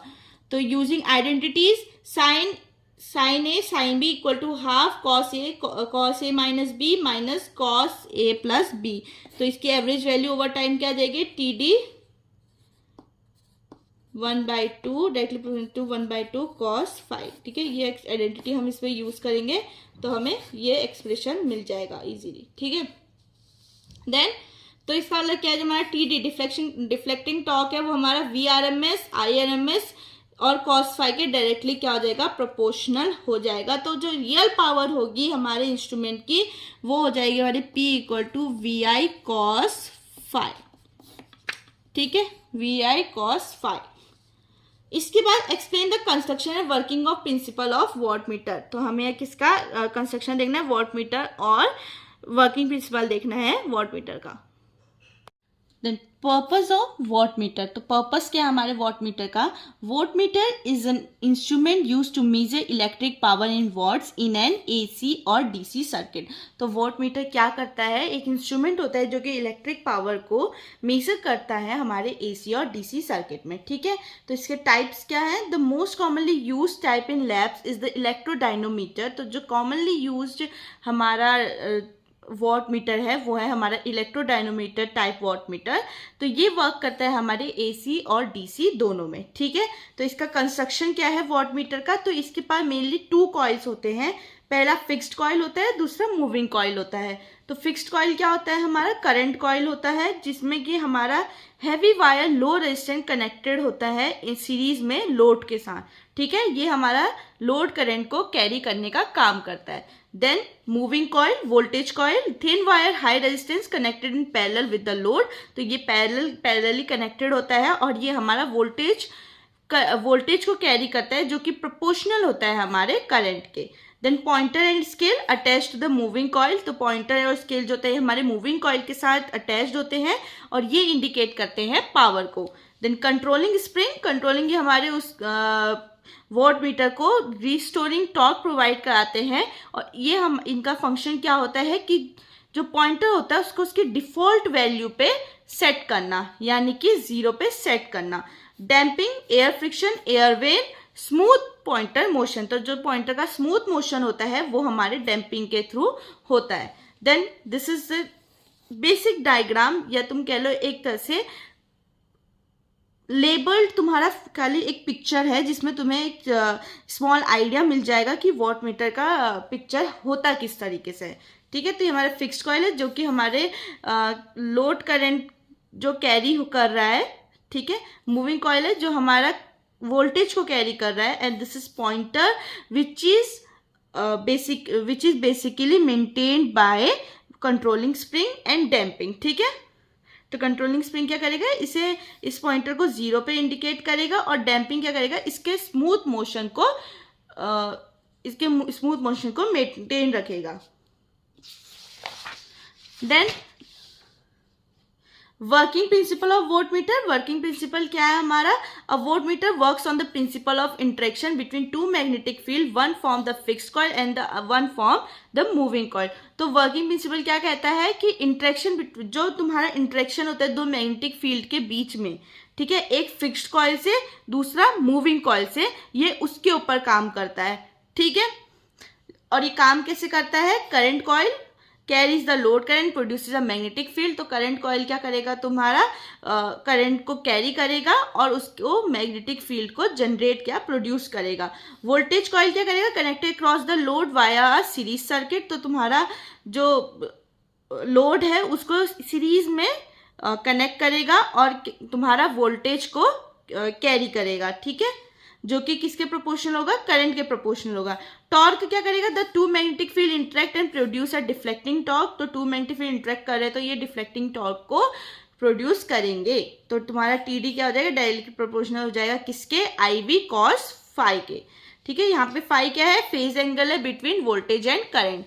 Then moves pointer moves the torque rotates the moving coil moving the pointer across the watt scale। तो तुम्हारा जो टॉर्क होगा वो रोटेट करेगा किसके थ्रू, तुम्हारे मूविंग कॉइल के, और पॉइंटर को किसके मूव अक्रॉस कराएगा, तुम्हारे वॉट स्केल के। ठीक है, फिर DC सर्किट में नो फेज एंगल, फाई तुम्हारा क्या हो जाएगा, cos फाई 1 हो जाएगा। सो तुम्हारा जो डिफ्लेक्टिंग टॉर्क होगा वो कितना होगा, VI होगा। AC सर्किट में वॉट मीटर मेजर करता है तुम्हारा रियल पावर, तो यहाँ पे जो तुम्हारा पावर हो जाएगा वो VI cos फाई हो जाएगा। देन इसके एडवांटेजेस क्या होते हैं तुम्हारे, measures the true power in AC and DC, और एक्यूरेट पावर मेजरमेंट होता है इसका लैब में।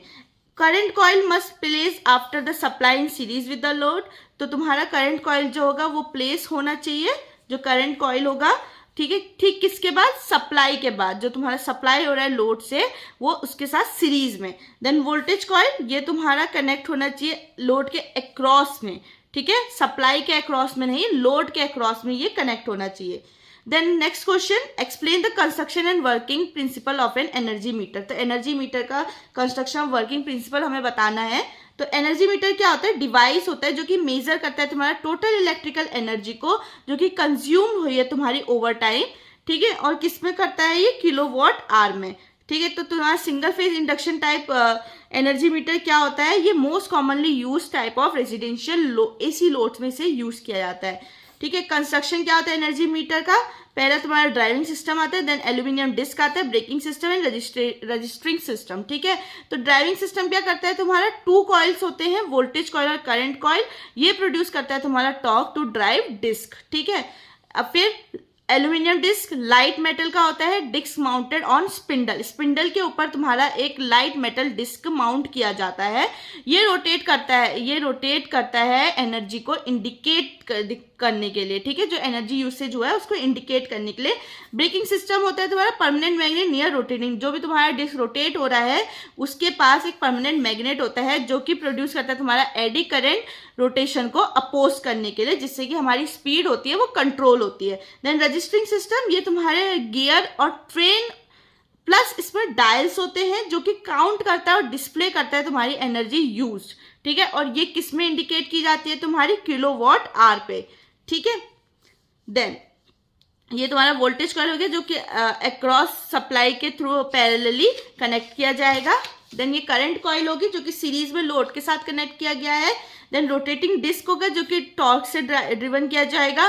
ब्रेकिंग मैग्नेट जो कि डिस्क को स्लो कर देगा। रजिस्टर किलोवाट आवर ये तुम्हारा काउंट करेगा डिस्क के रिवॉल्यूशन, कितने डिस्क रिवॉल्यूशन हो चुके हैं। देन वर्किंग प्रिंसिपल, इसका ये इलेक्ट्रोमैग्नेटिक इंडक्शन पे बेस्ड होता है, like a small electric motor, जिस तरीके से तुम्हारी स्मॉल इलेक्ट्रिक मोटर बेस्ड होती है वैसे ही तुम्हारा ये भी इलेक्ट्रोमैग्नेटिक इंडक्शन पे बेस्ड होता है, okay. Then how it works, कैसे काम करता है, करंट कॉइल होगा series coil connected in series with the load, carries load current, produce a magnetic field proportional to the current. Then voltage coil आएगा, इसको हम शंट कॉइल भी कहते हैं, ये अक्रॉस द सप्लाई कनेक्टेड होगा, ये तुम्हारा वोल्टेज कैरी करेगा और ये प्रोड्यूस करेगा मैग्नेटिक फील्ड जो कि प्रोपोर्शनल होगी तुम्हारे वोल्टेज के। देन रोटेटिंग एल्यूमिनियम डिस्क, ये तुम्हारे कंबाइंड मैग्नेटिक फील्ड दोनों ही कॉइल्स के साथ बीच में क्या बोलते हैं प्लेस्ड होगा। एडी करंट इसमें जो होगा इंड्यूस्ड होगा डिस्क से, डिस्क में ये एडी करंट इंड्यूस करेगा। Interaction of fields and eddy current create torque causing the disc to rotate, तो जो भी तुम्हारा इंटरेक्शन होगा फील्ड और एडी करंट के बीच में ये तुम्हारा एक टॉर्क को जनरेट करेगा जो कि डिस्क को रोटेट करने में हेल्प करेगा। टॉर्क क्या होता है, डायरेक्टली प्रोपोर्शनल होता है तुम्हारे VI इंटू कॉस फाई के, तो ये तुम्हारा क्या होता है डिफ्लेक्टिंग टॉर्क होता है। देन ब्रेकिंग सिस्टम में तुम्हारा परमानेंट मैग्नेट होगा जो कि अपोज करेगा रोटेशन को। देन ब्रेकिंग टॉर्क जो होता है वो क्या होता है तुम्हारा डायरेक्टली प्रोपोर्शनल होता है स्पीड ऑफ द डिस्क के। देन डिस्क स्पीड स्टेबलाइजेस, तो अगर डिस्क की स्पीड स्टेबलाइज्ड है तो वो क्या होगा तुम्हारा डिफ्लेक्टिंग टॉर्क जो होगा वो इक्वल हो जाएगा किसके, ब्रेकिंग टॉर्क के, ठीक है।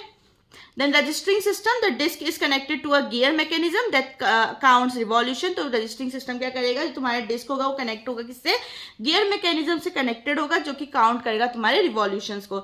सिंस रिवॉल्यूशन जो कि रिवॉल्यूशन होंगे वो डायरेक्टली प्रोपोर्शनल होंगे एनर्जी कंज्यूम्ड के साथ, तो ये डिस्प्ले होता है तुम्हारे किलोवाट आवर पे। तो इसको हम कैसे जा सकते हैं, तुम्हारी जो एनर्जी होगी वो इक्वल टू होगी किसके, पावर इनटू टाइम के। इसका मतलब कि डिस्क स्पिन करेगा फास्टर जब उसमें ज्यादा पावर दी जाएगी, और उसे हम काउंट कर सकते हैं कितने टाइम के लिए या हाउ लॉन्ग कितना उसने स्पिन किया है, okay. Then deduce the relationship between the phase and line voltages and currents in three-phase star-connected circuit. Draw the phasor diagram to establish it. अब हम देख चुके हैं रिलेशनशिप को किसके बीच में, फेज और लाइन वोल्टेजेस के बीच में, ठीक है। स्टिल हम देख लेते हैं स्टार कनेक्शन में क्या होता है। फेज वोल्टेज जो होता है वो अक्रॉस ईच वाइंडिंग की जाती है। लाइन वोल्टेज जो होती है वोल्टेज बिटवीन टू लाइन्स की जाती है। फेज करंट जो होता है वो इक्वल टू होता है तुम्हारे लाइन करंट के इन स्टार कन्फिगरेशन। तो इसकी डेफिनेशन क्या होगी, फेज वोल्टेज क्या है तुम्हारा, voltage from line to neutral, line voltage क्या है तुम्हारा, voltage from line to line, phase current क्या है तुम्हारा, current through each winding, line current क्या है तुम्हारा, current through each line. Then relationship derivation, क्या इसका रिलेशनशिप डेरिवेशन होगा, वो होगा हमारा VAN is equal to VPH angle 0 degree, then VBN equal to VPH angle -120 degree, then VCN equal to VPH angle 120 degree. यहाँ पे ABC जो है वो तुम्हारे लाइन टर्मिनल्स है और N जो है वो तुम्हारा न्यूट्रल पॉइंट है। ये तीन तुम्हारी क्या है, लाइन वोल्टेजेस है और ये इसका क्या है, फेजर डायग्राम है। Okay, moving ahead, using vector subtraction, vector subtraction को अगर हम यूज करेंगे तो हमारे VAB की वैल्यू ये निकलेगी कि इसमें हमने क्या डिराइव किया, VAB को डिराइव किया और हमें क्या रिजल्ट मिलेगा कि VL इक्वल टू जो लाइन वोल्टेज है वो √3 टाइम्स है किसके, VPH के, यानी कि फेज वोल्टेज के। ठीक है, इसका मतलब कि जो एंगल हमारा 30 डिग्री है वो अहेड है VPH के। ठीक है, 30 डिग्री अहेड ऑफ VPH, जो तुम्हारा लाइन वोल्टेज है वो 30 डिग्री ज्यादा है या आगे है तुम्हारे फेज वोल्टेज से। तो क्वांटिटी क्या निकली, line voltage VL equal to √3 VPH and line current क्या निकला तुम्हारा, IL इक्वल टू IPH, जो तुम्हारी लाइन करंट है वो इक्वल है किसके, फेज करंट के। इसका क्या है, star is far, line voltage is √3 time farther than phase, so star equal to VL equal to √3 VPH equal to in that is IL equal to IPH. Okay, the next question, a balanced star connected load of 8 plus j6 ohm per phase is connected to a balanced 3 phase 400 volt supply. Find the line current, power factor and power and total power. तो given data क्या है, load है हमारे पास balanced star Y connection जिसमें पर phase impedance हमें दिया हुआ है 8 plus j6 ओम, सप्लाई दी हमें 3 फेज 400 वोल्ट लाइन वोल्टेज। ठीक है, तो पहले हम क्या करेंगे, कन्वर्ट करेंगे लाइन वोल्टेज को फेज वोल्टेज में, जिसमें तुम्हारा जो स्टार कनेक्शन होगा वो क्या होगा, VPH equal to voltage line upon में √3। यही एक्सप्रेशन से हमें यूज करना है, VL इक्वल टू √3 VPH। ठीक है, हमने कुछ नहीं किया, √3 को LHS साइड भेज दिया। ठीक है, तो हमें क्या वैल्यू मिलेगी, 230.94 volt. Then calculate phase current, phase current करने के लिए हम क्या करेंगे, हमें क्या दिया है, Z equal to 8 plus j6 दिया है, इसका इम्पिडेंस निकालो। इम्पिडेंस इसका फॉर्मूला होता है ना, Z फॉर इम्पिडेंस, तो ये तुम्हारा क्या हो जाएगा, 10 ओम मिल जाएगा। देन हम IPH की वैल्यू पे जो VPH अपॉन Z होता है, हमने ये पढ़ा था ना, I equal to V upon में Z, प्रीवियस चैप्टर में हमने पढ़ा था ये, तो हमें क्या मिल जाएगा, इसमें वैल्यू डालेंगे तो 23.094 एम्पियर हमें ये आंसर मिल जाएगा। तो हमारा बैलेंस लोड क्या बन जाएगा, आई लाइन इक्वल टू, यानी कि जो करंट लाइन है वो किसके इक्वल है, फेज करंट के इक्वल है, तो वो हमें क्या मिल जाएगा, 23.094 एम्पियर। तो लाइन करंट क्या हो जाएगा हमारे पास, 23.094 एम्पियर। तो पावर फैक्टर निकालेंगे तो cos phi equal to R upon में Z हमें मिल जाएगा। तो R की वैल्यू हमारे पास 8 है, Z की वैल्यू 10 है, तो हमें क्या आंसर मिल जाएगा, 0.8। ठीक है, Z की वैल्यू हमने पहले अभी जस्ट थोड़ी देर पहले निकाली थी। And since the reactance is positive J6, तो ये क्या होगा, लैगिंग पावर फैक्टर होगा हमारा। तो कैलकुलेट करना है, अब हमें पावर को कैलकुलेट करना है, पर फेज में क्या पावर होगी, तो PPH equal to VPH I, ठीक है, ये पावर निकाल रहे हैं हम, तो VPH into IPH into cos phi. तो हमारे पास V की भी वैल्यू है, I की भी वैल्यू है और cos फाई की भी वैल्यू, जिसका आंसर हमारे पास क्या आया, 4262.5 वोल्ट। देन टोटल पावर क्या हो जाएगी, P टोटल हो जाएगा हमारा 3 into PPH which is equal to 3 into 4262.5, जिसका आंसर हमें कितने मिल जाएगा, किलोवाट में एक अप्रोक्सीमेट वैल्यू हमें मिल जाएगी, दैट विल बी 12.79 किलोवाट। ठीक है, तो हमने ये सारी वैल्यूज जो हमें दी गई थी, हमने टोटल वैल्यूज निकाल ली हैं। Okay, then next question, explain the working principle of a moving coil type instrument, ये भी हम पढ़ चुके हैं, स्टिल एक बार रीड कर लेते हैं। A moving coil instrument is typically used to measure DC quantities like voltage current. Principle क्या होगा, the working coil, the moving coil instrument works on the motor principle. तो ये मोटर प्रिंसिपल पे काम करता है, जो कि क्या स्टेट करता है कि करंट कैरिंग कंडक्टर जो होगा, जो तुम्हारे मैग्नेटिक फील्ड में प्लेस किया गया होगा, वो क्या एक्सपीरियंस करेगा, एक मैकेनिकल फोर्स एक्सपीरियंस करेगा। इस केस में जो कंडक्टर होगा, ठीक है, कंडक्टर है, वो क्या होगा, कॉइल कैरिंग करंट होगा, जो कि किसके अंदर होगा, मैग्नेटिक फील्ड के अंदर होगा। तो ये फोर्स क्या कॉज करेगा, रोटेशन उस जो कॉइल होगा उसको रोटेट करने में हेल्प करेगा। Then construction, think of it like a tiny seesaw that move when current flows. तो इसको तुम एक सीसॉ की तरह कंसिडर कर लो, जो कि कब मूव करेगा, जब भी करंट फ्लो करेगा। जब दोनों साइड वेट होगा या थोड़ा सा भी वेट होगा तो वो सीसॉ क्या करता है, मूव करना शुरू कर देते हैं सिमिलरली। ठीक है, तो रेक्टेंगुलर कॉइल जो कि माउंटेड होगा तुम्हारे किसके ऊपर, स्पिंडल के ऊपर, जो कि सस्पेंडेड होगा फ्रीली। परमानेंट मैग्नेट क्रिएट करेगा एक uniform magnetic field. Soft iron core क्या करेगा, इंटेंसिफाई करेगा तुम्हारे मैग्नेटिक फील्ड को। हेयर स्प्रिंग क्या करेगा, ये तुम्हें प्रोवाइड करेगा कंट्रोलिंग टॉर्क, जो कि क्या लाएगा तुम्हारे पे, पॉइंटर बैक टू जीरो, उसकी डिफॉल्ट वैल्यू पे। पॉइंटर एंड स्केल ये तुम्हारी रीडिंग को शो करेंगे। और ये काम कैसे करता है, तो current flows through the coil, magnetic field created around it. तो करंट फ्लो कहाँ से होता है तुम्हारा, करंट फ्लो होता है तुम्हारा करंट कॉइल के थ्रू, जो कि तुम्हारा मैग्नेटिक फील्ड क्रिएट करता है उसके अराउंड। ठीक है, उसके बाद आता है तुम्हारा the coil is in the magnetic field of the permanent magnet. तो जो तुम्हारा कॉइल होगा वो किसके अंदर होगा, हमारे मैग्नेटिक फील्ड के अंदर होगा, जो कि परमानेंट मैग्नेट का है। ठीक है, उसके बाद आता है हमारा due to interaction of magnetic field. ये मैग्नेटिक फील्ड की इंटरेक्शन की वजह से एक फोर्स एक्सर्ट होगा तुम्हारे कॉइल के ऊपर। This force causes the coil to rotate. तो ये फोर्स क्या करेगा, तुम्हारे कॉइल को रोटेट करेगा। The rotation is proportional to the current. जो रोटेशन होगा तुम्हारा प्रोपोर्शनल होगा करंट के। The spring provides counter torque to balance it. Spring जो तुम्हारा होगा वो क्या हेल्प करेगा, एक काउंटर टॉर्क प्रोवाइड करेगा उस रोटेशन को बैलेंस करने के लिए। और जो पॉइंटर होगा वो तुम्हारे किसके अक्रॉस मूव करेगा, कैलिब्रेटेड स्केल के अक्रॉस मूव करेगा, जिससे कि हमें उसमें रीडिंग्स या फिर वैल्यूज दिखेंगी। ठीक है, उसके बाद क्या, टॉर्क की इक्वेशन हमने अभी डिराइव भी की थी, T is directly proportional to NBI/A। Okay, then यहाँ पे N क्या होगा तुम्हारा नंबर ऑफ टर्न, B तुम्हारा मैग्नेटिक फील्ड, I तुम्हारा करंट और A तुम्हारा एरिया। तो इसको तुम कैसे ले सकते हो, मूविंग कॉइल लव्स DC। तो मूविंग कॉइल तुम्हारा क्या है, इक्वल टू है DC only. Discuss the various sources of error in measurement. ये हम पढ़ चुके हैं, तुम्हारे टाइप पढ़ चुके हैं। अब सोर्सेस क्या होंगे, जो टाइप होंगे, जैसे ग्रॉस एरर होता है उसमें ह्यूमन के थ्रू, ह्यूमन उसमें सोर्स होता है। सिमिलरली हम इसको आगे देखते हैं। ठीक है, measurement of errors are the difference between the true value and the measured value of a quantity.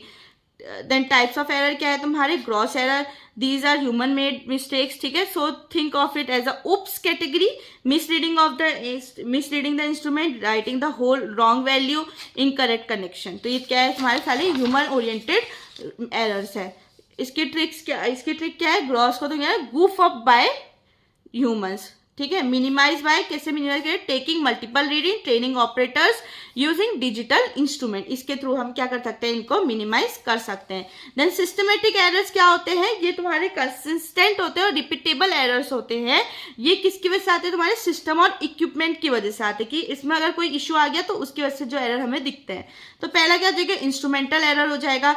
ये किसकी वजह से होते हैं, imperfection in the instrument, zero error या फिर पुअर कैलिब्रेशन। एनवायरमेंटल एरर क्या होता है तुम्हारा, ये तुम्हारे टेम्परेचर, ह्यूमिडिटी या वाइब्रेशन की वजह से, जो भी एनवायरमेंटल कोई कंडीशन अगर ऐसी है तो उसकी वजह से कोई एरर आए तो वो तुम्हारा एनवायरमेंटल एरर में आ जाता है, जैसे मैग्नेटिक इंटरफेरेंस या अफेक्ट्स रीडिंग।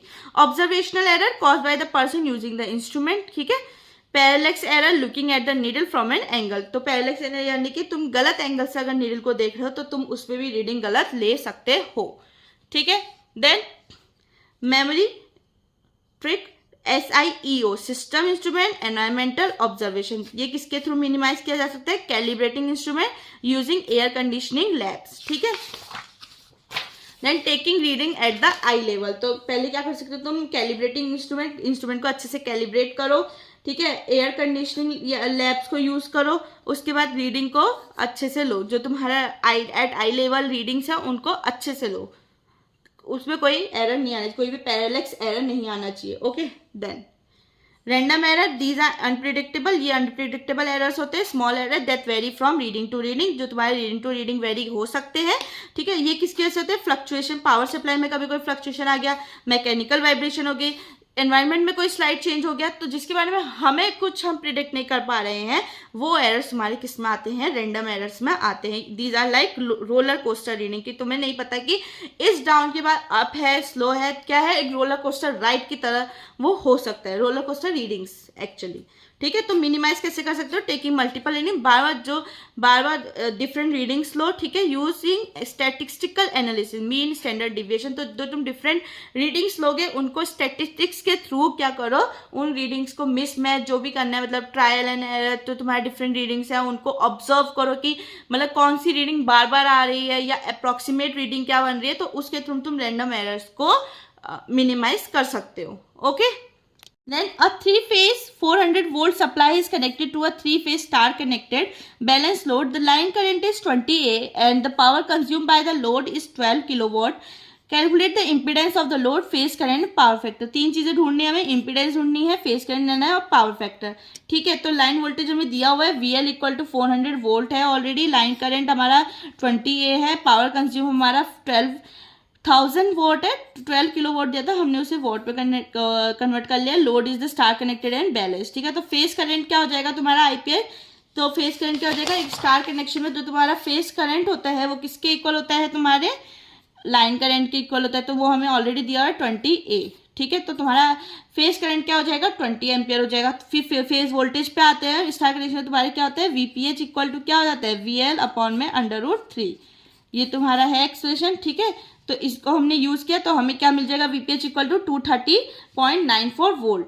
पावर फैक्टर हमारा cos∅ है, cos∅ क्या मिलेगा हमें, तो P इक्वल टू क्या होता है, √3 VL IL cos∅. ठीक है, ये सारे फॉर्मूला एक्सप्रेशन हम पढ़ चुके हैं, हमें जस्ट इनको यहाँ पे क्या करना है, अप्लाई करना है.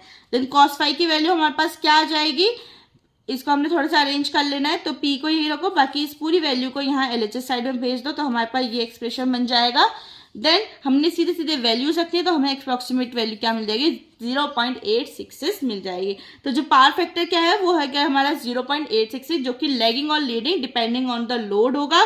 तो अगर लोड हमारा क्या है, वैसे इंडक्टेंस पे है, तो ये क्या होगा, लैगिंग होगा. इसके बाद इम्पीडेंस निकालेंगे तो Z इक्वल टू क्या होता है तुम्हारा, V अपॉन में I हो जाएगा. ठीक है, तो यहाँ पे हमें क्या निकालना है, फेज वोल्टेज और फेज करंट दिया हुआ है, तो हम इसको वैल्यू रखेंगे तो हमें क्या वैल्यू मिल जाएगी, 11.55 ओम हमें मिल जाएगा. Then split the star, in star voltage splits current same, use VPH equal to VL upon √3 और IPH क्या होगा हमारा इक्वल टू IL. ये चीज़ें हमें याद रखनी पड़ेंगी. ठीक है, ये फॉर्मूला है, या मतलब एक बेसिक फॉर्मूला है जो हमारे न्यूमेरिकल्स में कहीं ना कहीं कनेक्ट होकर यही लग रहे होंगे. ये तो डायरेक्ट था तो हमने डायरेक्ट पुट कर दिया, और बेसिकली न्यूमेरिकल आते ही ऐसे हैं. तो ये एक डायग्राम है जो कि इलिस्ट्रेट कर रहा है तुम्हारा थ्री फेज सर्किट को, जो कि तुम्हारा जिसमें 400 वोल्ट तुम्हारी सप्लाई है, जो कि एक स्टार कनेक्टेड बैलेंस लोड से कनेक्ट किया गया है, जिसमें तुम्हारा वोल्टेज भी है और तुम्हारे करंट और फेजर्स तीनों चीजें प्रेजेंट है. ठीक है, Then describe 2 voltmeter method for measurement of 3-phase power in a balanced system. What is 2 voltmeter method? ठीक है, तो the 2 voltmeter method is a technique used to measure the total power in a phase system using only 2 voltmeter even if the load is balanced or unbalanced. तो 2 volt method क्या होता है तुम्हारे, क्या करता है तुम्हारे टोटल पावर जो 3 फेज सिस्टम होती है उसको मेजर करता है, और कितने वोल्टमीटर यूज होते हैं इसमें, 2 वोल्टमीटर ही यूज होते हैं. ठीक है, but in this case we focus on a balance system. तो बट इस केस में हम क्या देखने वाले, बैलेंस सिस्टम को देखने वाले हैं. तो सर्किट डायग्राम क्या होने वाला है इसका, this is basic circuit diagram जो कि आपको अच्छे से हेल्प करेगा चीजों को डिकोड करने में. ठीक है, तो हमने इसमें क्या लिया है, स्टार और delta load connected to 3 phase supply देखा है. वोल्टमीटर W1 क्या कर रहा है, W1 क्या कर रहा है, ये तुम्हारा करंट कॉइल इन लाइन 1 में जो तुम्हारा करंट कॉइल है उसको वोल्टेज अक्रॉस, किसके अक्रॉस कनेक्ट कर रहा है, लाइन 1 और लाइन 2 के. ठीक है, ये लोड है.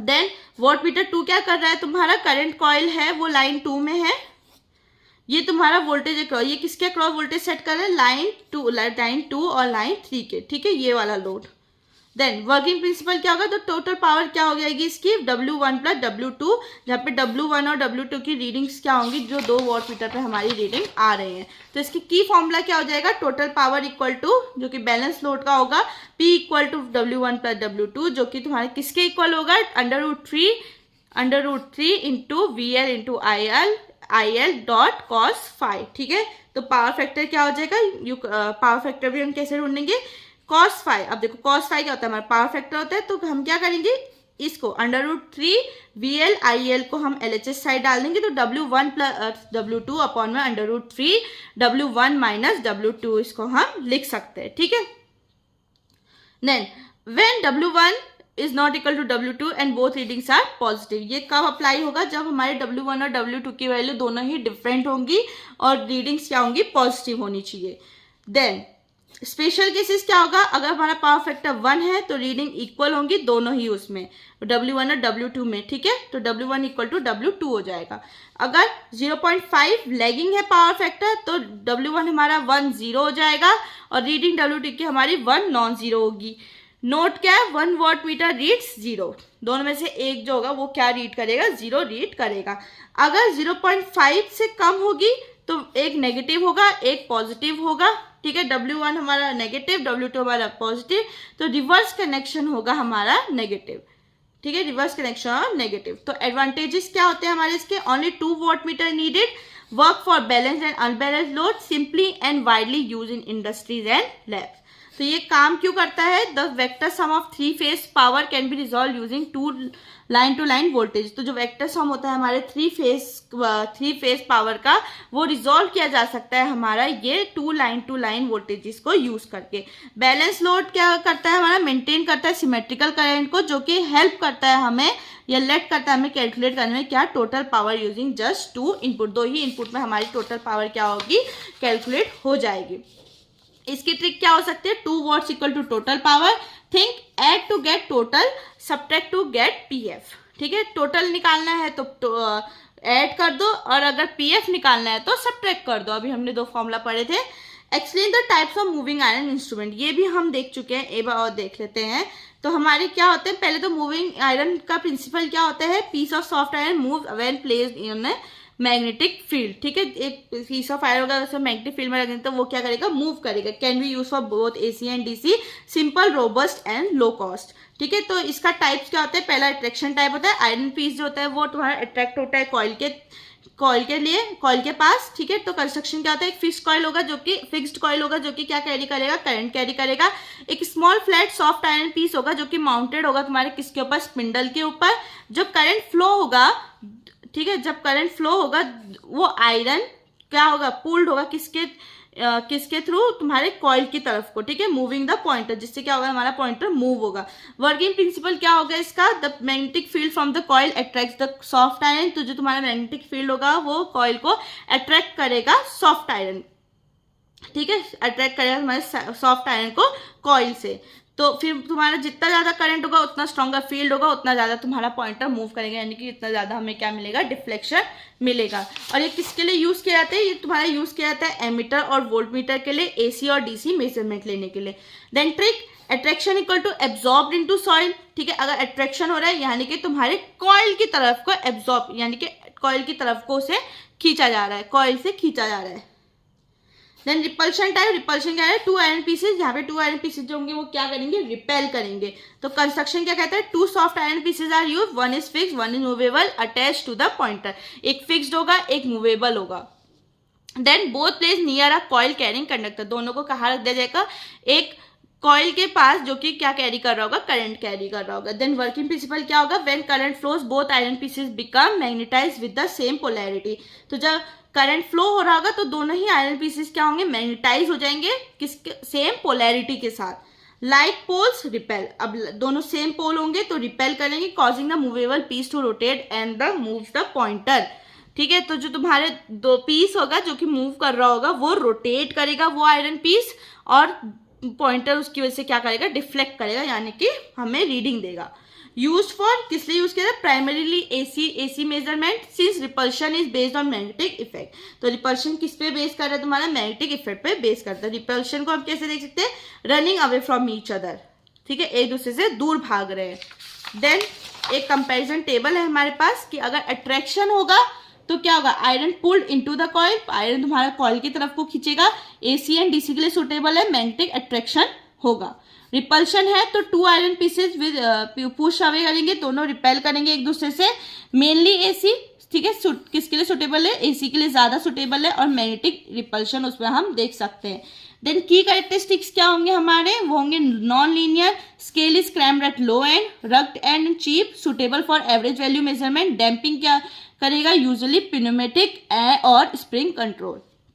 और यहाँ की ट्रिक क्या हो जाएगी, मूविंग आयरन यानी कि मैग्नेटिक इंट्रैक्शन हो रहे हैं इन दोनों के बीच में।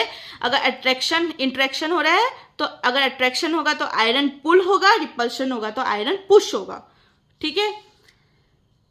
Then in a moving coil instrument, the moving coil consists of 300 turn wound on a former or dimension 3 cm into 2 cm.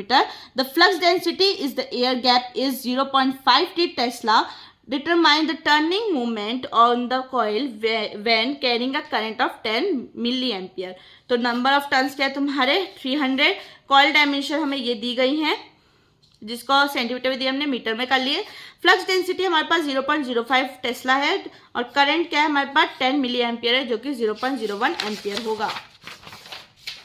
तो इसमें क्या है, मूविंग जो हमारा मूविंग कॉइल इंस्ट्रूमेंट है जो इसका टर्निंग मूवमेंट होगा यानी कि टॉर्क होगा वो कॉज करेगा एक इंट्रैक्शन किसके बीच में, मैग्नेटिक फील्ड के बीच में जो कि परमानेंट मैग्नेट से आएगा, और करंट कैरिंग कॉइल और नंबर ऑफ टर्न्स के बीच में, ठीक है। तो फॉर्मूला कौन सा यूज करेंगे हम, T = NBI A।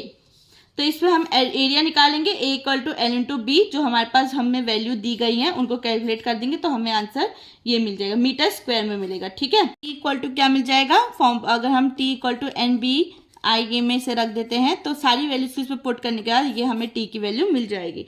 तो हमारा टर्निंग मूवमेंट क्या हो जाएगा टॉर्क का, T = इस जीरो को थोड़ा हम वैल्यू से कम कर देते हैं और 10 की पावर के फॉर्म में लिख देते हैं तो ये हमें हमारा आंसर मिल जाएगा, ठीक है। देन इसकी ट्रिक क्या होगी, NBIA टॉर्क जो है तुम्हारा never buy ice alone, it's just a acronym जिससे तुम इसे याद रख सकते हो, ठीक है। Explain attraction and repulsion type moving instrument, ये अभी हमने जस्ट पढ़ा है, ठीक है। तो ये फिर भी एक बार रीड कर लेते हैं, चलो।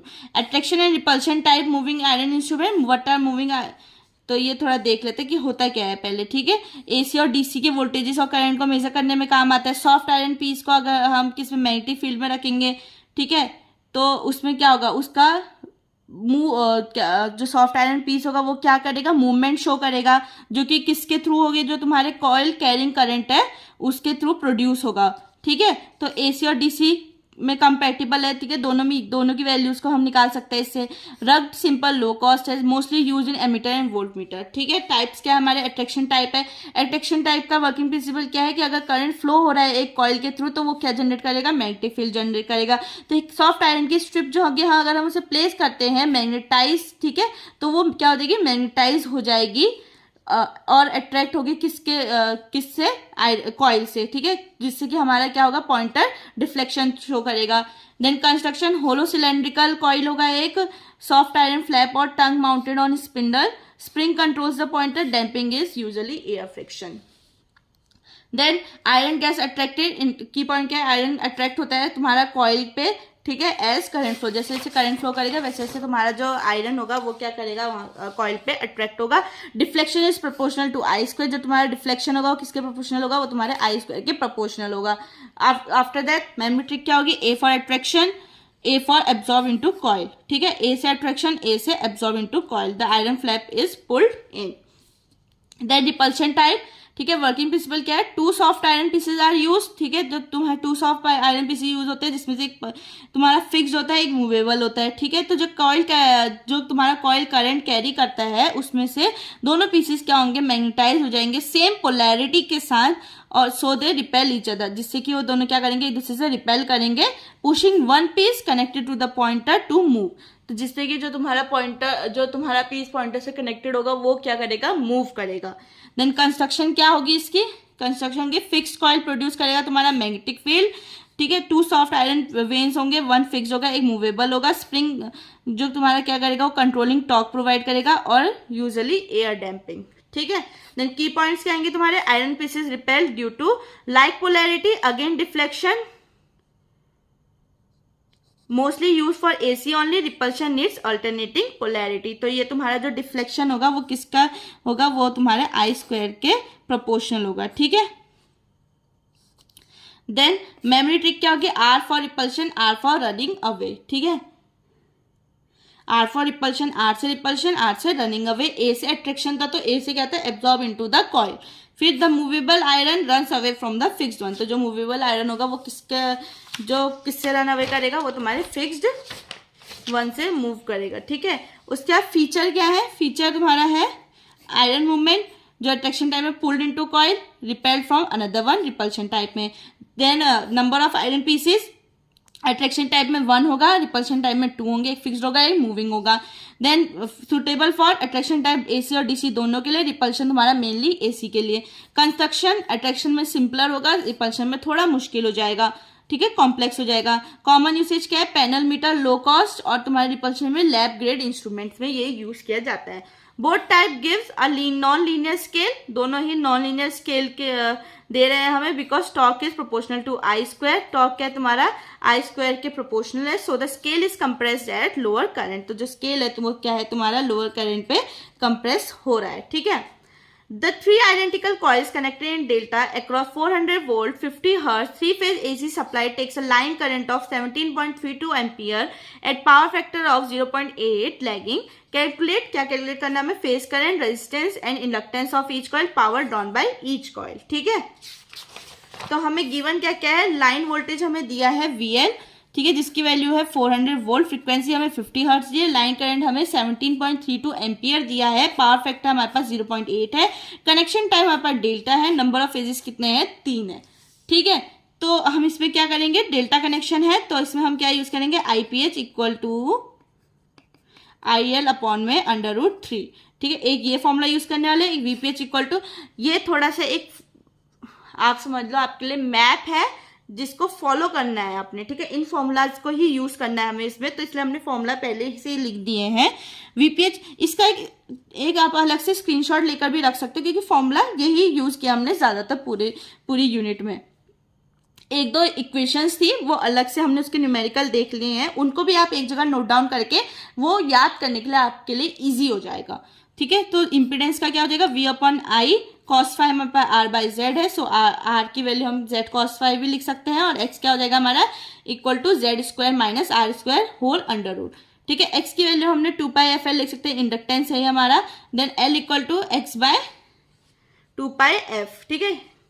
देन पावर पर कॉइल, पावर क्या आ जाएगी हमारे पास, I².R डॉट यानी कि इनटू, ठीक है।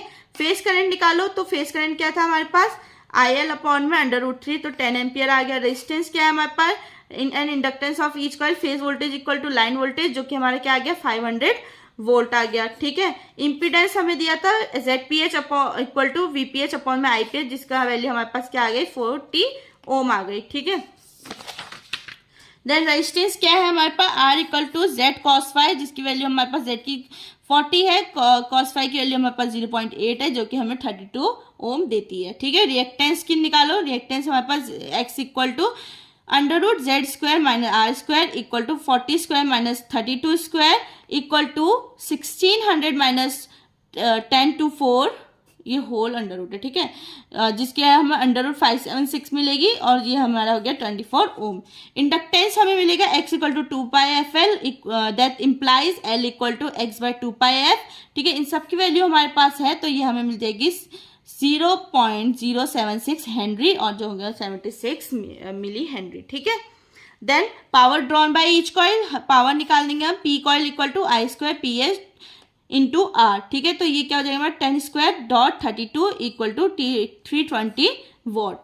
टोटल पावर क्या हो जाएगी हमारे तीनों कॉइल की, P total equal to 3 × 320 equal to 960 watt. तो हमने क्या प्रूफ करना है, कैसे प्रूफ करेंगे हम इसे, एक हमारे पास पावर का एक और होता है √3 × VL × IL × cos फाइव, तो ये हमें इस पर सारी वैल्यू रखी, तो हम उसमें भी हमें वैल्यू क्या मिल रही है, 960 वॉट मिल रही है, ठीक है, तो हमने टोटल पावर भी निकाल लिया और इस फॉर्मूले से हमने प्रूव भी कर लिया। ठीक है, तो ट्रिक क्या होगी, delta rule equal to current divides voltage stays the same. अगर करंट डिवाइड हो रहा है, वोल्टेज क्या है हमारा सेम है, तो IPH equal to IL under root divided by under root 3, और जिसमें VPH क्या हमारा इक्वल टू VL है। ठीक है, अगर डेल्टा का क्या रूल है, करंट डिवाइड हो रहा है तो वोल्टेज सेम रहेगा। ये हो जाएगा हमारा zigzag to Z, use triangle to go from, triangle use करने, ट्राइंगल यूज करो यानी कि किससे हम क्या क्या क्या वैल्यू हमारी निकल सकती है और आगे फॉर्मूलाज में हम डाल सकते हैं। तो Z से इम्पीडेंस, ठीक है, इम्पीडेंस करो पहले solve, then goes to resistance, then reactance, then inductance, और इससे हमारा क्वेश्चन इजीली सॉल्व हो जाएगा। So we are done with our questions of unit 3। Thank you very much for watching this video till end, and I hope ये questions आपको help करे आपके exam में अच्छे नंबर स्कोर करने में। So all the best for your exam and thank you.